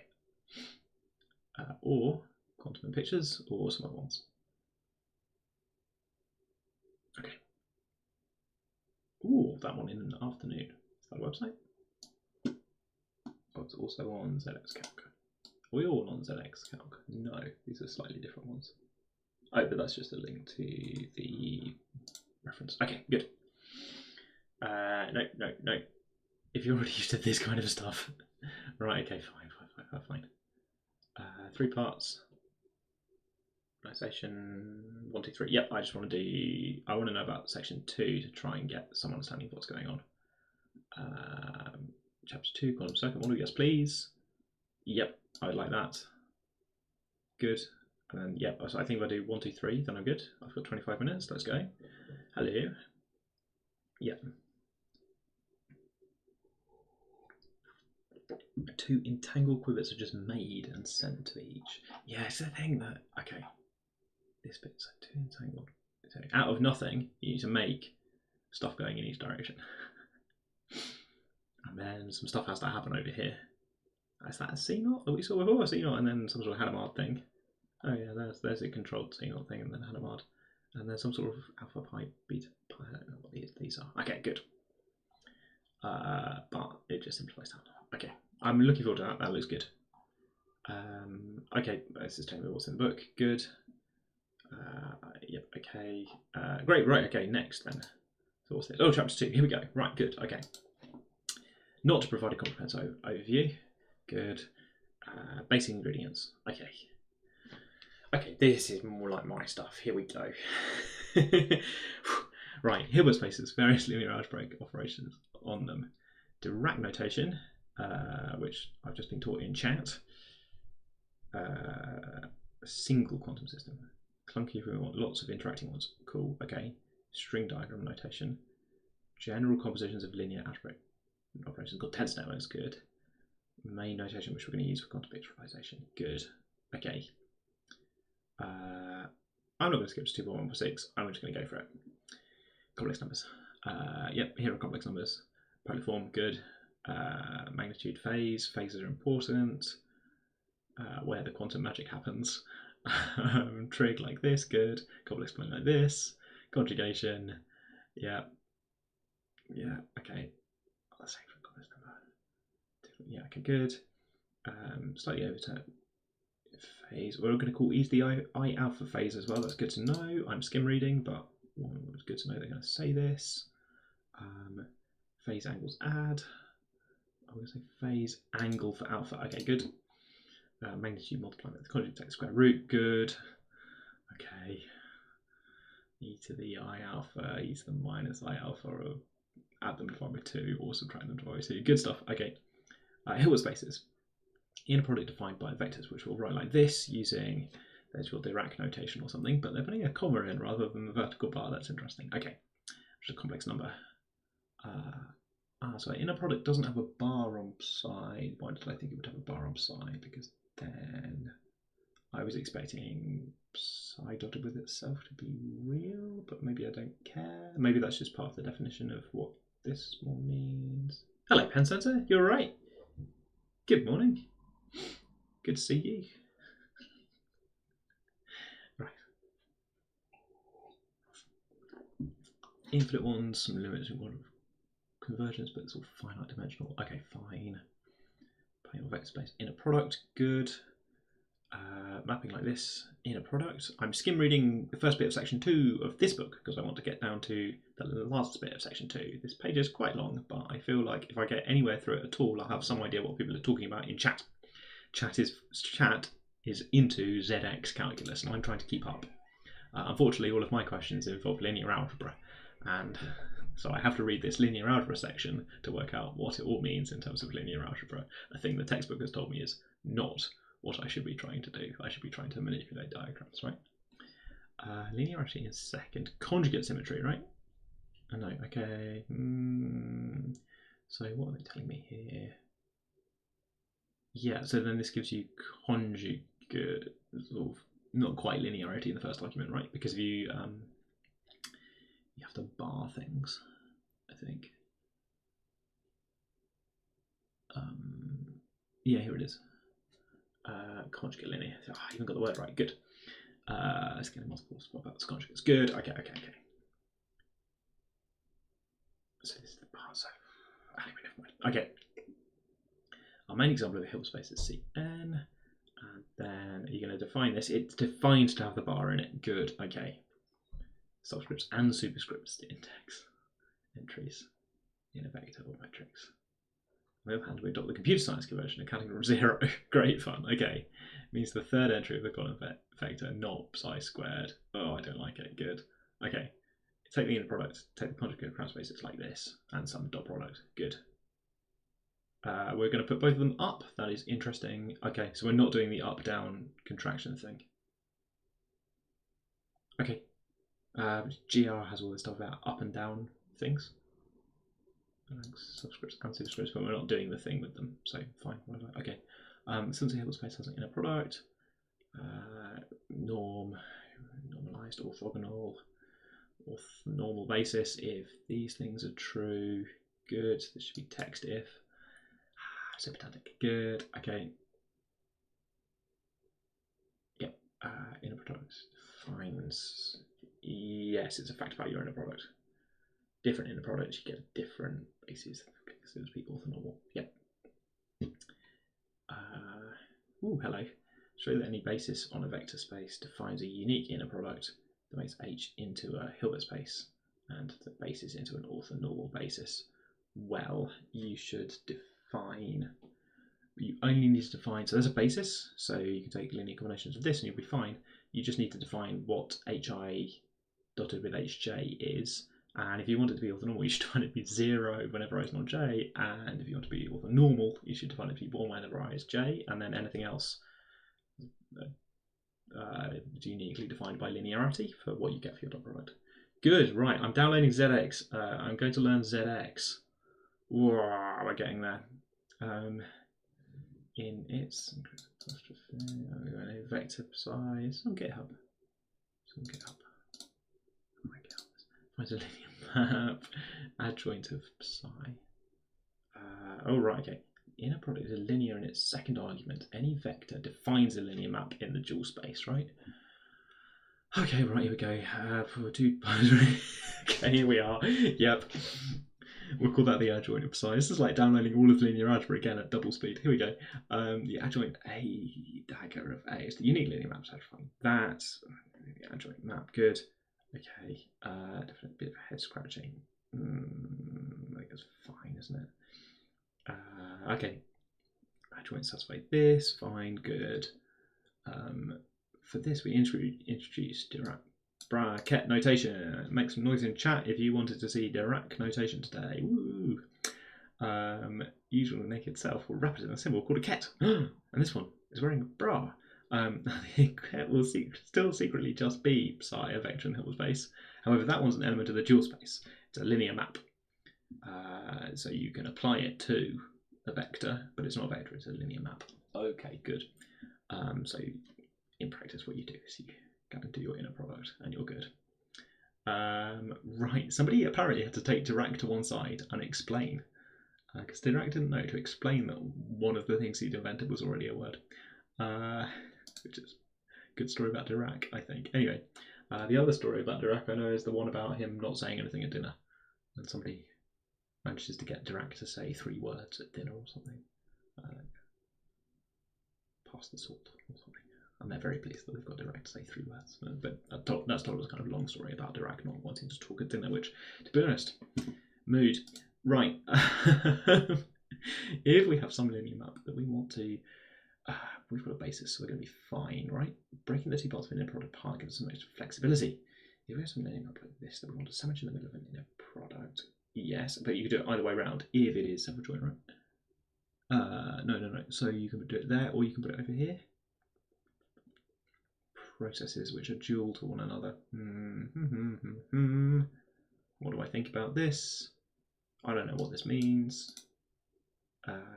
Processes.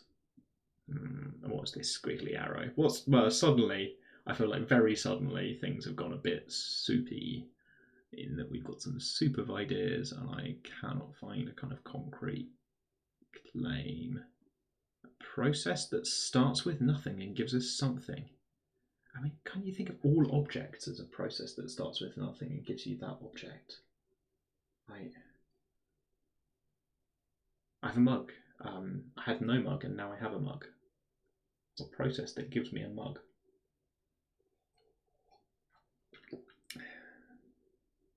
And the squiggly arrow says, instead of thinking of it as a mug, you should think of it as a big triangular arrow coming from H. Here comes phi.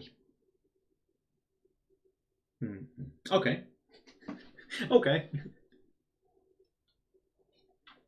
They've got to do this. They've got to get me to start thinking about wires coming in and coming out, because that's what the diagrams look like, right? So there has to be some point at which an object, some vector in a finite dimensional vector space, has to start becoming something appearing from the side, right? It has to start becoming a process. There you go. Maths 222 has realised that I've started to, in my own sarcastic way, I've started to learn what's going on here. Stop thinking of objects. Start thinking of the process which gives you object. And stop thinking about an action on your object. Start thinking about a process that removes the object in a certain way. We're getting there. And now draw its position over time, and you have wires. You're doing a circuit diagram. Here we go. So some map that's going to go on in the middle in the diagram bit of the diagram. We can do that like this. So that does seem important. So I would think of this as perhaps, if these are basis vectors, then you could talk about the component of the transformation of that, or so some sort of, this could represent observation, right? And then take a component. I think you can use that to see observation, but I'm not sure. I can't remember enough quantum stuff. Swallows vector and leaves us nothing. Nothing but a scalar. Good. Right, okay. Like this. Okay. String diagram notation. Okay. Visualize compositions of linear maps as boxes or other kinds of shapes connected by wires. Right. And I've been doing this with the mug coming in from this side and leaving that side. And that's correct because my camera is flipped. Things are going to come in from the left and they're going to leave to the right. Okay. Right, okay, because I can see them down here, look. Right, is leaving over there on the right, even though the symbol's on the left. That's going to get me. Here we go. At this point, it's linear maps like this, between 2 arbitrary Hibble spaces, like this. Good, okay, box with wires, labelled H and K. But I imagine we're going to not draw these yet, but okay, we're not going to label these. So you do several things on a wire. You've got an input and an output. Good. String diagrams give slightly more information, since the wires can be labelled to tell us which Hibble spaces the maps are defined on. Drop these labels when it's clear from context. Sometimes it's handy to get an extra visual cue for which maps can be plugged together and which can't. CBA. Okay. It depends a bit on what CBA are like, right?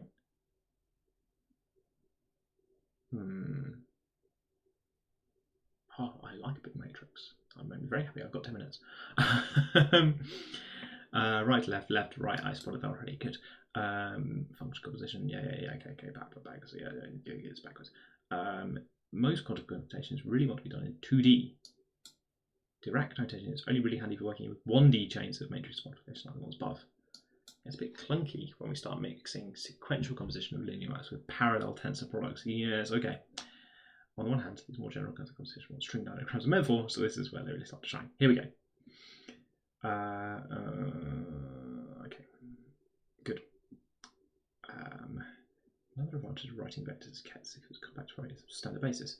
Namely, we write the standard basis of CN like this. Numbers indicate like this. Yeah, fine. Oh, right, okay. In particular, the two-dimensional Hilbert space, just noted these are just numbers on the left, counting from 0. Standard basis elements written like this. That's a good one. Quantibits or qubits. In C squared, basis vectors play classical bit 0 and 1. Yep, good. Cannot just access these classical bit states. Also, many more coming from taking arbitrary linear combinations. Okay. Right, algebra. I remember these words. Oh, I didn't remember that one. M is m squared. I have some feelings about this.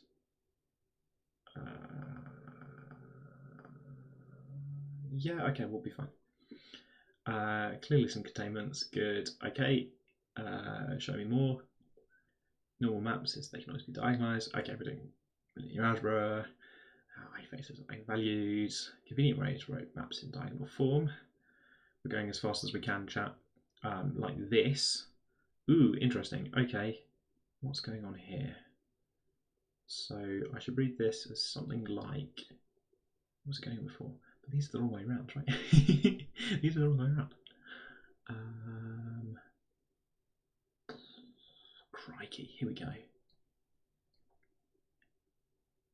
Diagonalize this with respect to any orthonormal basis with eigenvalues all equal to 1.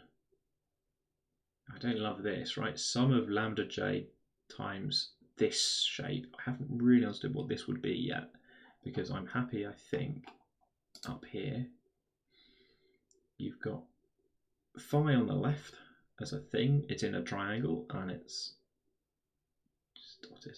It's just dotted with m.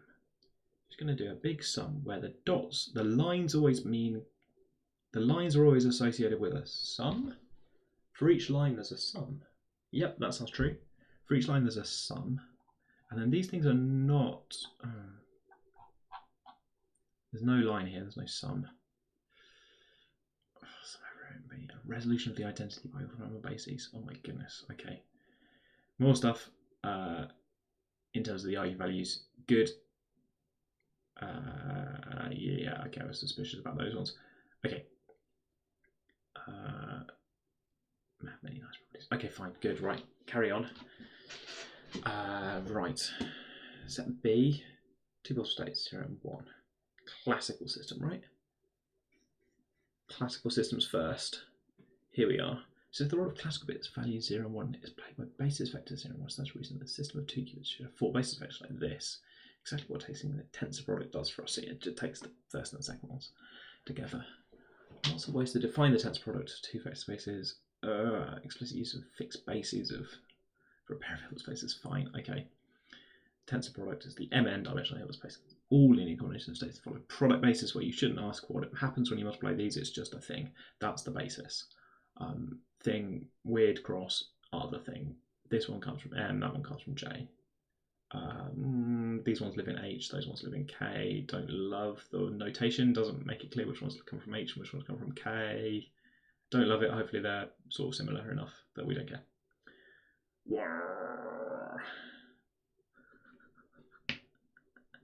Where are the big matrices? Right, okay. Inner product of the tensor. Where are the big matrices? Are they coming up? Brutal definition doesn't really depend on basis. Whatever, okay. Doesn't mean anything. Yes, this took me so long to understand. This thing doesn't mean anything. It doesn't do anything. You shouldn't ask what it gives you. It just is a thing. We could write them like this if we want to, but I would be happier to write them like that. Pair states, big attention states. Big following basis like this. Product state like that, fine. No, it's fine. It's really fine.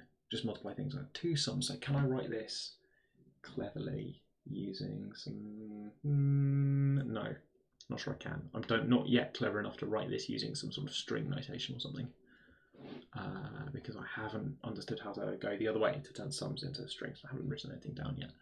Okay, 4-dimensional column vector, good. Implicitly treating, yes, perfect, love it, great, excellent stuff.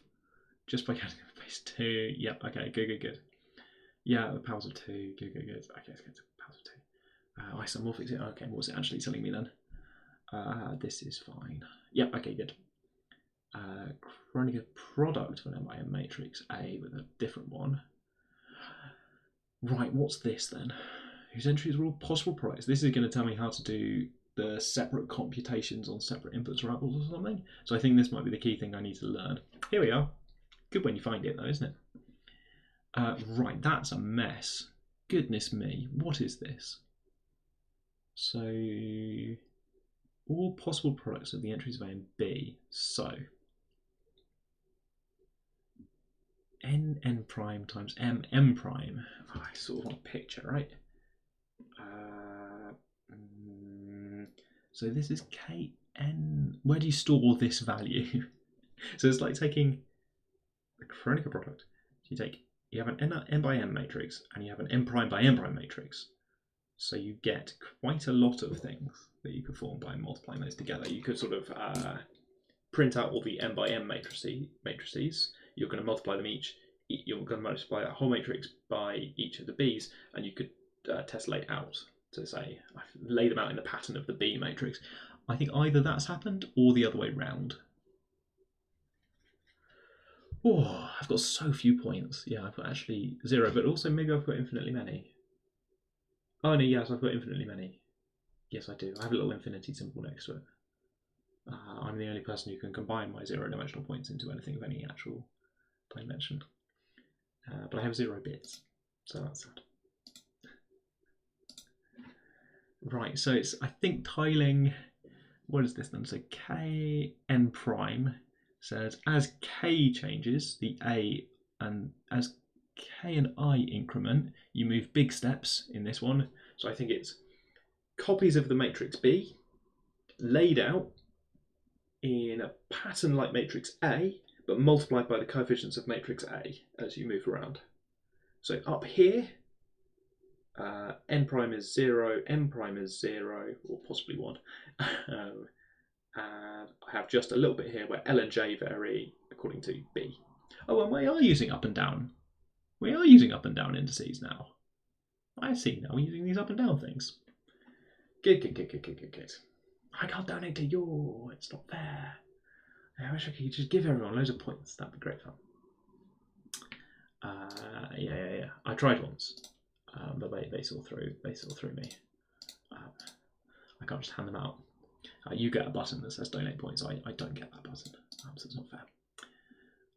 Oh right, okay, block matrices. Oh, okay, I could just read down here. Look down. Thank you, Math 2. Too late. Here it is. I'm pleased I thought of it though, because it's the thing I needed. Oh yeah, okay. It matters which way around. I knew that A and B had to go the way around. Good. Often, rather than smushing the upper and lower indices together into a single index, as we did up there, generalized matrices. Here we are. Welcome to the party. We've got generalized matrices. Arbitrage. 0 or more upper and lower indices. These will be useful for my understanding of 0 or more input wires, I think. So, what is this then? So T, fixed number of rows and columns, fixed number of input dimensions and output dimensions. Generalized matrices are called tensors. So can I handle this? Fixed number of rows and columns with fixed input dimensions. Why are they talking like this? Okay. So this is good because we can put together lots of things all at once to be fine. Yes, good. We are now doing the up thing. We are doing the up thing. I don't think we were before, but we're now doing the up thing. 0 inputs and 1 output. Perfect. So I'll need some inputs somewhere, won't I, to make sense of this? Kets are represented by 0 inputs and 1 output. Don't ask where it came from. It has an output though. It starts existing. In the beginning, there was ket. You're probably not allowed to type that in chat. Right, okay. And over here, tensors with 1 input and 0 outputs. Don't ask about the output, although that is a bit amusing. Have I got those the right way around? Not certain I've got these the right way around. Yeah, that's the output. That's the output. The output state thing has 1 input, but don't ask about the outputs. And it's got a scalar that it will give you, but can't see. No wires here. Just no. No. The wires are not the outputs. Maybe they are. Okay, good. Tensors with no inputs and outputs. Good.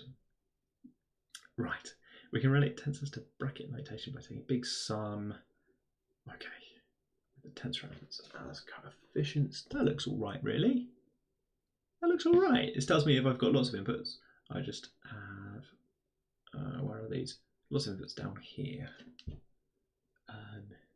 So in a way, you could say,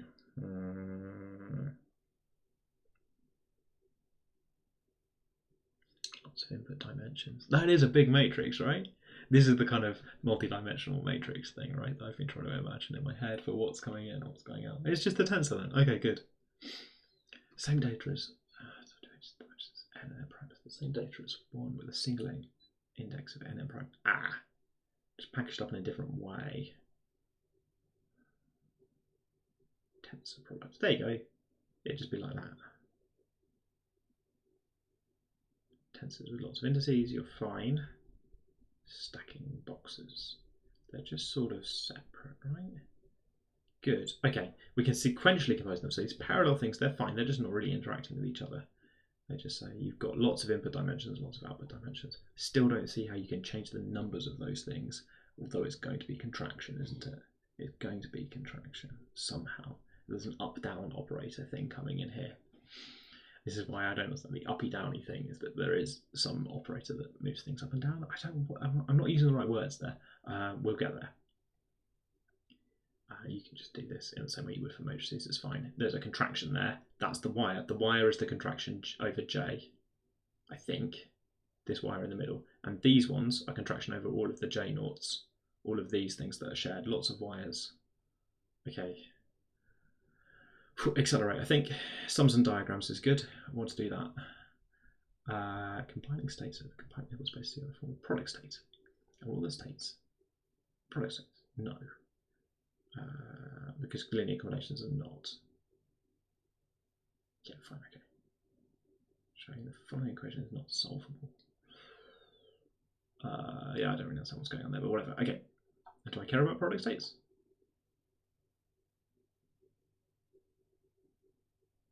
No, not really. Okay, good. We'll come back.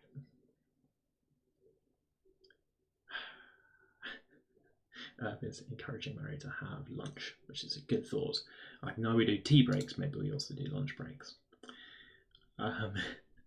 Although here it's 6 p.m, so time zones are available, I suppose. Linear maps like this. Okay, here we go. The linear map sends effective v to this. That's what linearity means. Scalar multiplication, adding multiplications together element-wise, doing this back like this, but I didn't love it. Okay.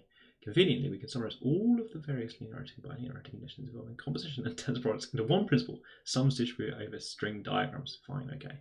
When a summation converts somewhere in a diagram, it can always be pulled to the outside. Quantum state, which is often called the unnormalized Bell state. Okay. Things are in the same state as each other across the two. Yeah, don't love it. Okay, so sum of all of these things over matching I satisfies the following yanking equation. Right, okay, here we are, the joint side showing both in bracket notation and it's a string diagram. This equation is the following. This thing equals I, and this is just, oh right, hang on, no, there's some brackets here and some brackets there. I don't love it. What's this telling me I can do? Yanking into a straight piece of wire for this psi thing, because it takes,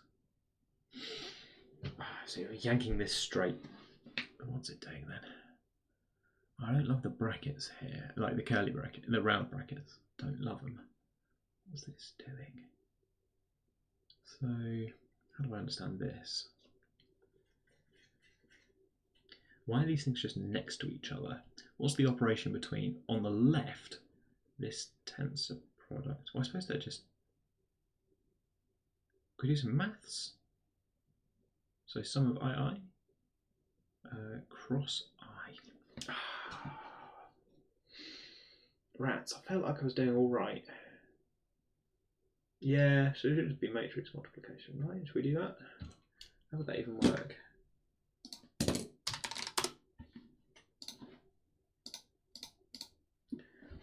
Whiteboard, please.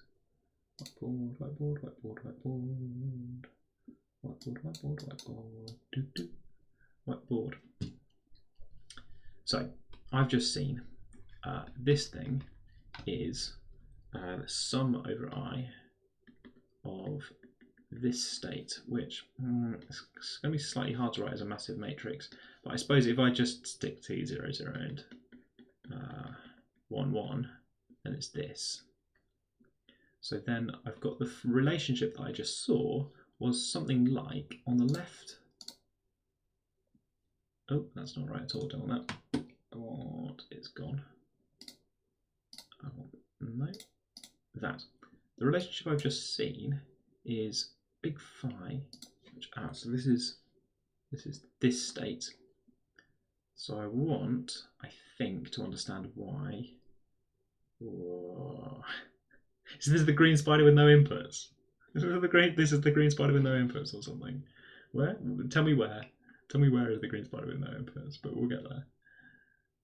All of this or just phi?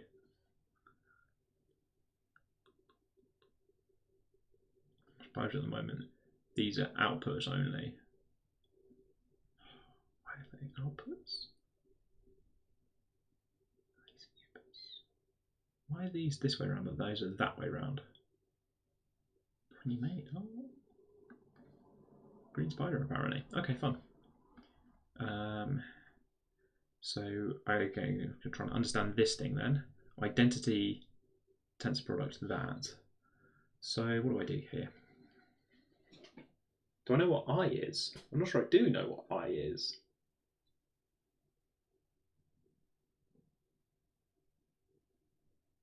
Identity of what?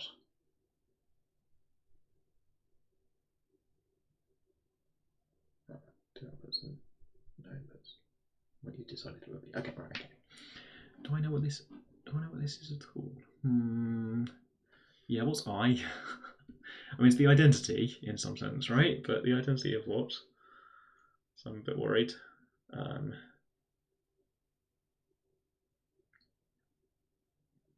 So it's a straight wire doing no matrix transformations. So what does this tell me I want to do? So I've got a matrix transformation here, but I understand this thing to be a vector. So maybe I shouldn't overthink this, but yeah, all right, okay.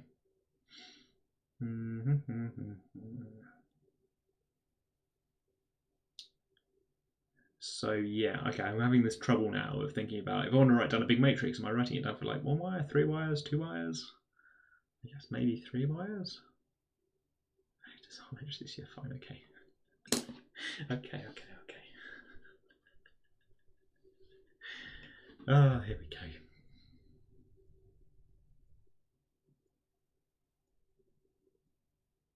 Am I tensor producting these things together? What am I doing here? Yes. So I think this bit on the left is describing this triangle with a phi and this straight wire down here. And then this bit on the right is describing a different tensor. Matrix must play to do a series. Well, okay, so I think these separate round bracket things are in series, so I should do a kind of matrix multiply contraction thing to them, which corresponds, I think, to my understanding of plugging these things in. So I've got on the left, I think I've got phi. I'm going to write it vertically, which is a bit silly, but like this. I think I've got this, and then I've got over here I tensor this thing, where the I is. Let's see if I can do this. So phi is expecting this phi over here is 2 states. So I would draw it. This is going to be my own way of doing it. I think 2 things coming out. I need to understand as just being wire.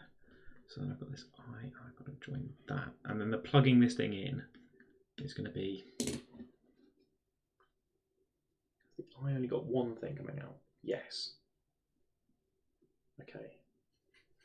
So can I write phi as a vector matrix? Yeah, okay, so phi is like 0, 1, 1, 0 in vector notation. And then I'm struggling with my tensor stuff, right? I shouldn't be, but I am. So let me try and write out then what I think this would be. So this has got...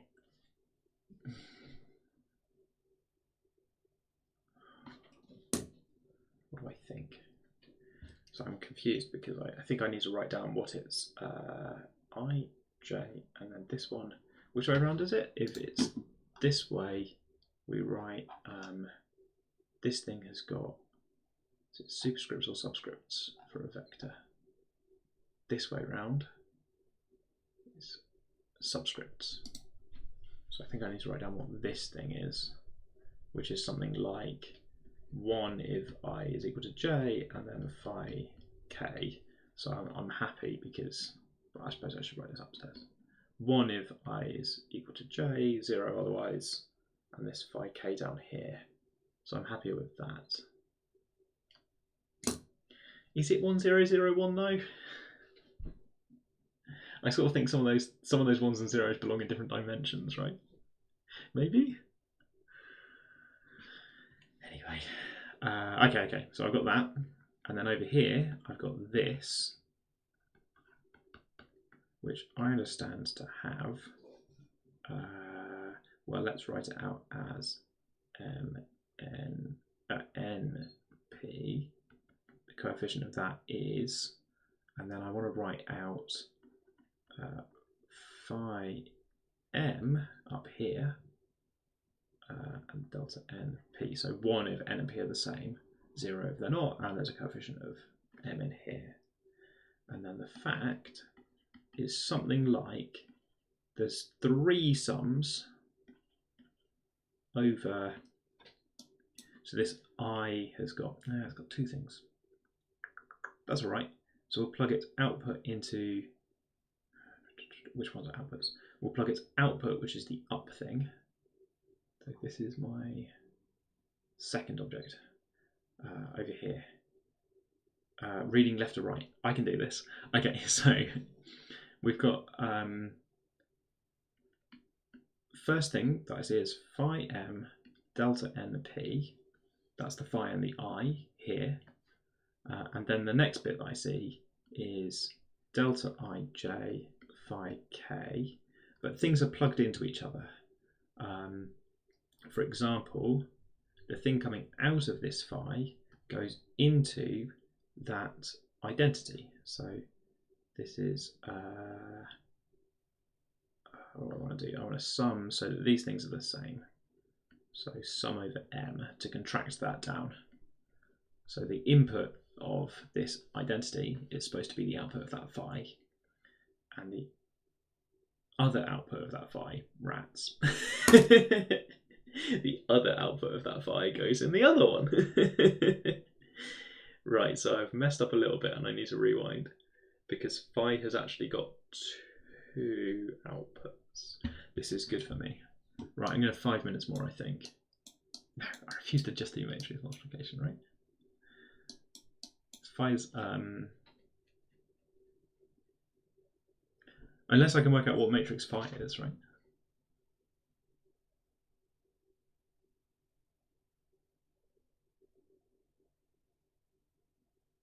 Because phi is supposed to give me, it's got 2 wires coming out, so I think it's got 2 outputs. So I don't really think phi is simply matrix multiplication. It's got 2 outputs. No matrix I know gives me 2 outputs.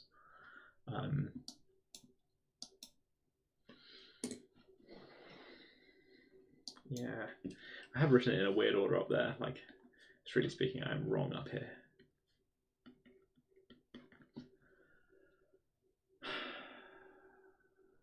I don't love it because it's all stacked. It should be like 2 dimensions of outputs. So what? So what?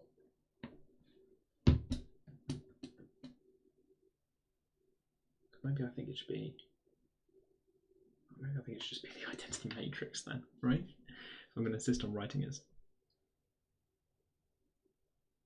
Yeah. Maybe I think it should be the identity matrix, and that I should be the number one or something.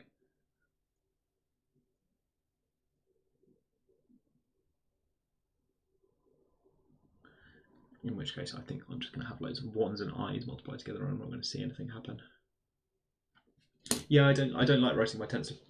No, I don't like writing my tensor product of having 4 rows for the output. I want to do the thing where it's got multiple.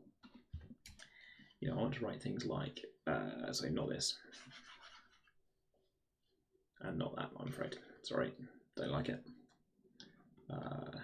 I'd like to write that the outputs of phi. Which way around is it?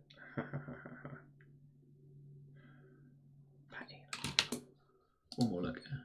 5 minutes, one more look.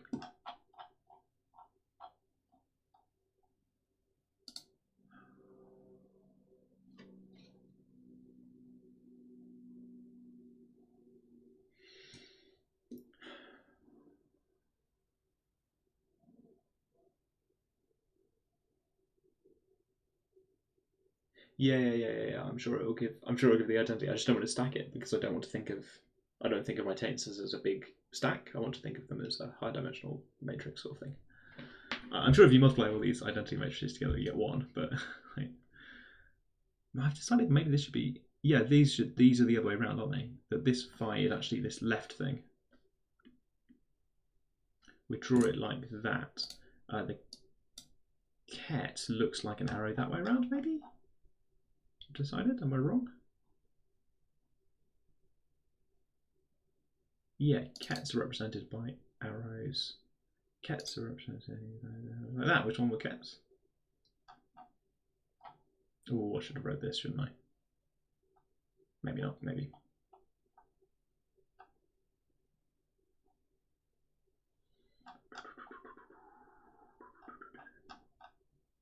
One more. Right, yeah, it changed shape. Okay, that confused me. Okay, right. Yanking equation. We're going to try and prove the yanking equation once again. But using the notation that I want to use, I'm afraid. Sorry. Which is, I'm going to be a bit mad. I'm just going to say that phi has got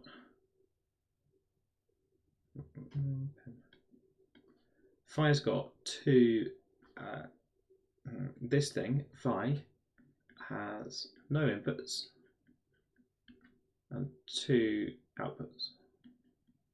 Right, so these are incorrect. The triangles are that way around, but this is actually like represents this, and this represents this, which is written as triangle that way around with a phi with 2 lines coming up out of it like that, but it actually means the ket phi. So this has got no inputs, 2 outputs. The outputs are. Sorry, it's gone. The outputs are.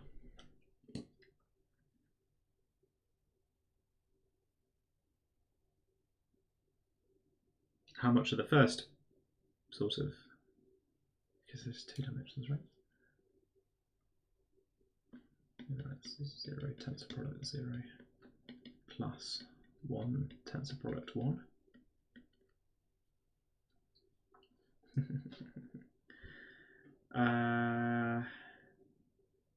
Preview for Math Club on Thursday, kids. No inputs, 2 outputs. So that I think I would write as 1001. No, because I've got 2 inputs. What am I doing? What the hell am I doing?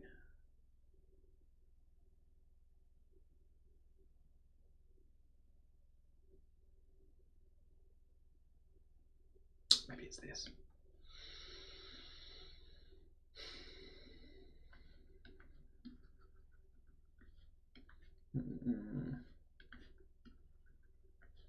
Okay, maybe it's this.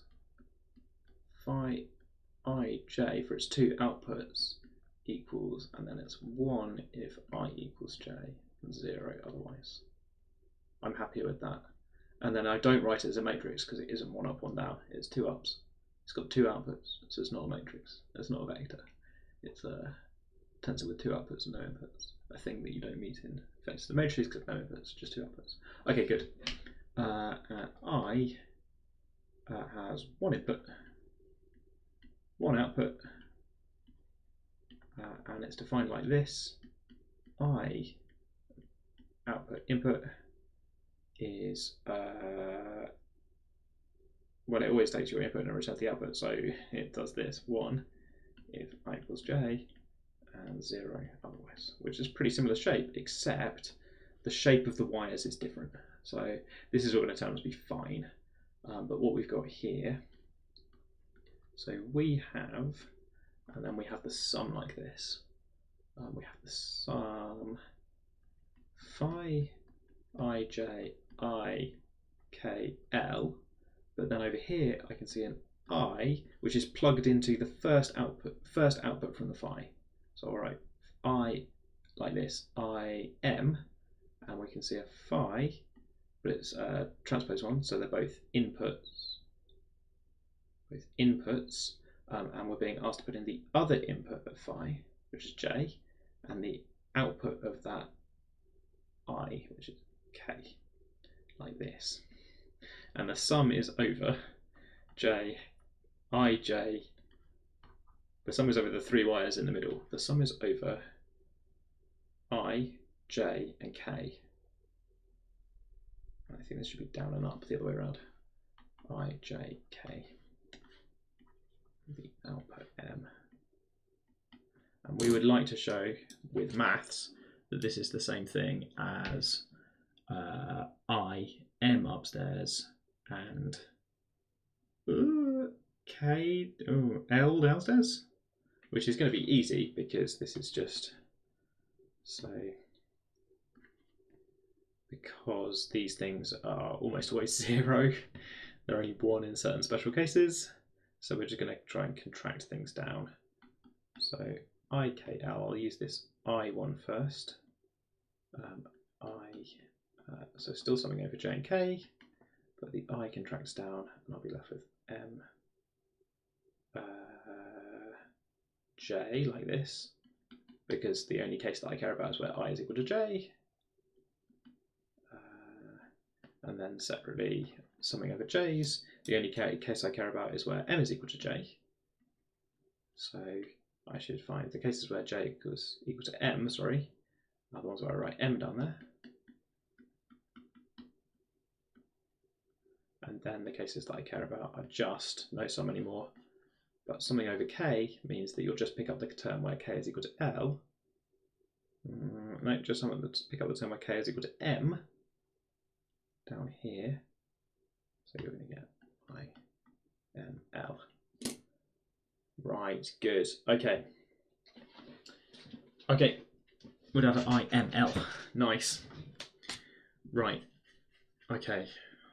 Which is what I wanted. That's a wire that has one input and one output and just transfers the information through. Right, there's a suggestion that I try a matrix multiplication, so I mean, okay, let's just write out some matrices or something, right? So I think you want me to write this, and then this identity matrix takes 1, 0, maybe it's just 1, 1, 1, 1. Maybe it's just this. I don't think this is correct, but I think it just does this, and then maybe you want me to try that again for the i's, and then also for the j, for this one down here, maybe another one, and then this is equal to 1, so we're all fine. But I don't really think that means anything. Sorry. I mean, it's true, right? You just take this. Do you have different matrices? It's the 2x2 identity matrix. I sort of don't know how to apply that to a 4x4. Then I'm in trouble, right? So I think it's not the 2x2 identity matrix, right? Or maybe I've just completely failed to understand what's going on, but I can't see any 2x2 identity matrices, except maybe I. Maybe I.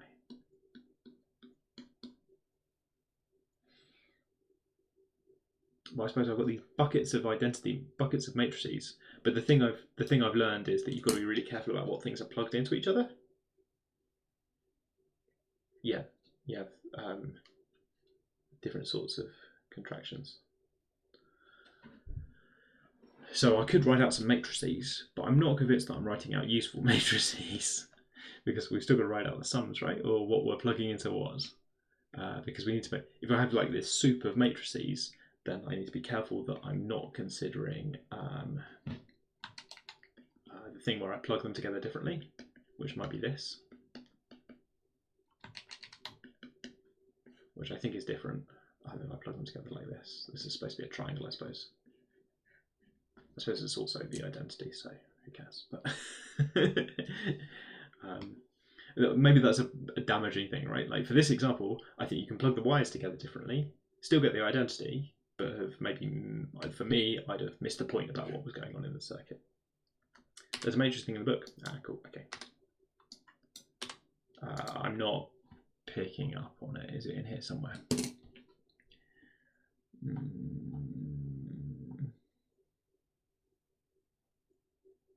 Prove this by substituting definitions. Okay. Yes, there's a dust ratio. Okay. That's not so bad at all. Why has this worked so much nicer then? This is much nicer. Yeah, there's a bit of a topological switch.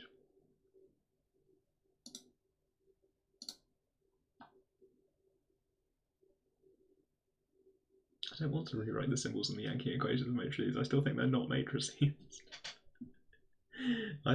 My current understanding of phi is that it takes no inputs and it returns 2 outputs, which I don't know what matrix to write because that doesn't line up with any of my matrices. Okay. I just think if I do this with matrices, I'm going to plug the wrong things together. Good. Cool. Right. Okay. We're calling it there, I think.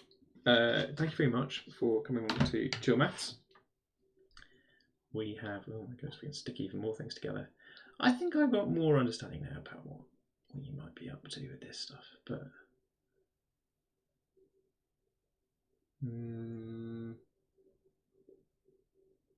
I believe that 1 is 1, 0, and 0, 1 is 0, 1. Yeah, fine, okay. Right, but then as soon as you start producting them together, there's tensor producting them together. There's 2 ways to think about that we've seen. There is this way where you have a tensor. Where do I look? Where do I look? Where do I look? Once you've got 2 of these states, which is what's going on, I think, maybe. Once you've got multiple of these, multiple qubits, whatever, you can do tensors, which are like this, have input dimensions and output dimensions, which I like. Or you can do the Kronecker product, which I've got almost no interest in. I don't care. You can stack them together and make these things. I just don't care. It doesn't feel like a healthy way to think about these.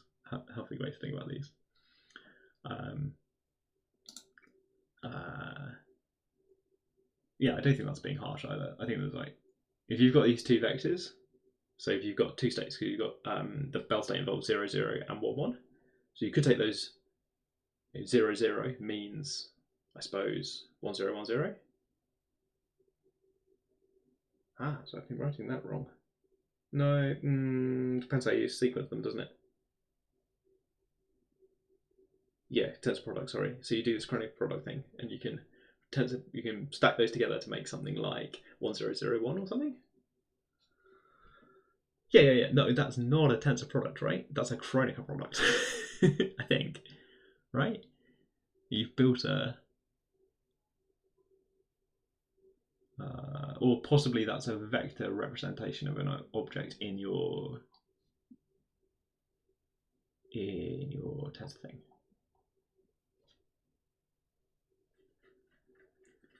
So if you want to list out your coefficients, so when you do a tensor product, you have a larger basis, and then you could just always write things in vector form, right? You could write all your matrices as a big column of all of the coefficients. The thing I'm refusing to do is kind of that. I don't want to unpack my matrices into a big tall column, and I don't want to unpack my higher dimensional tensor stuff into matrices.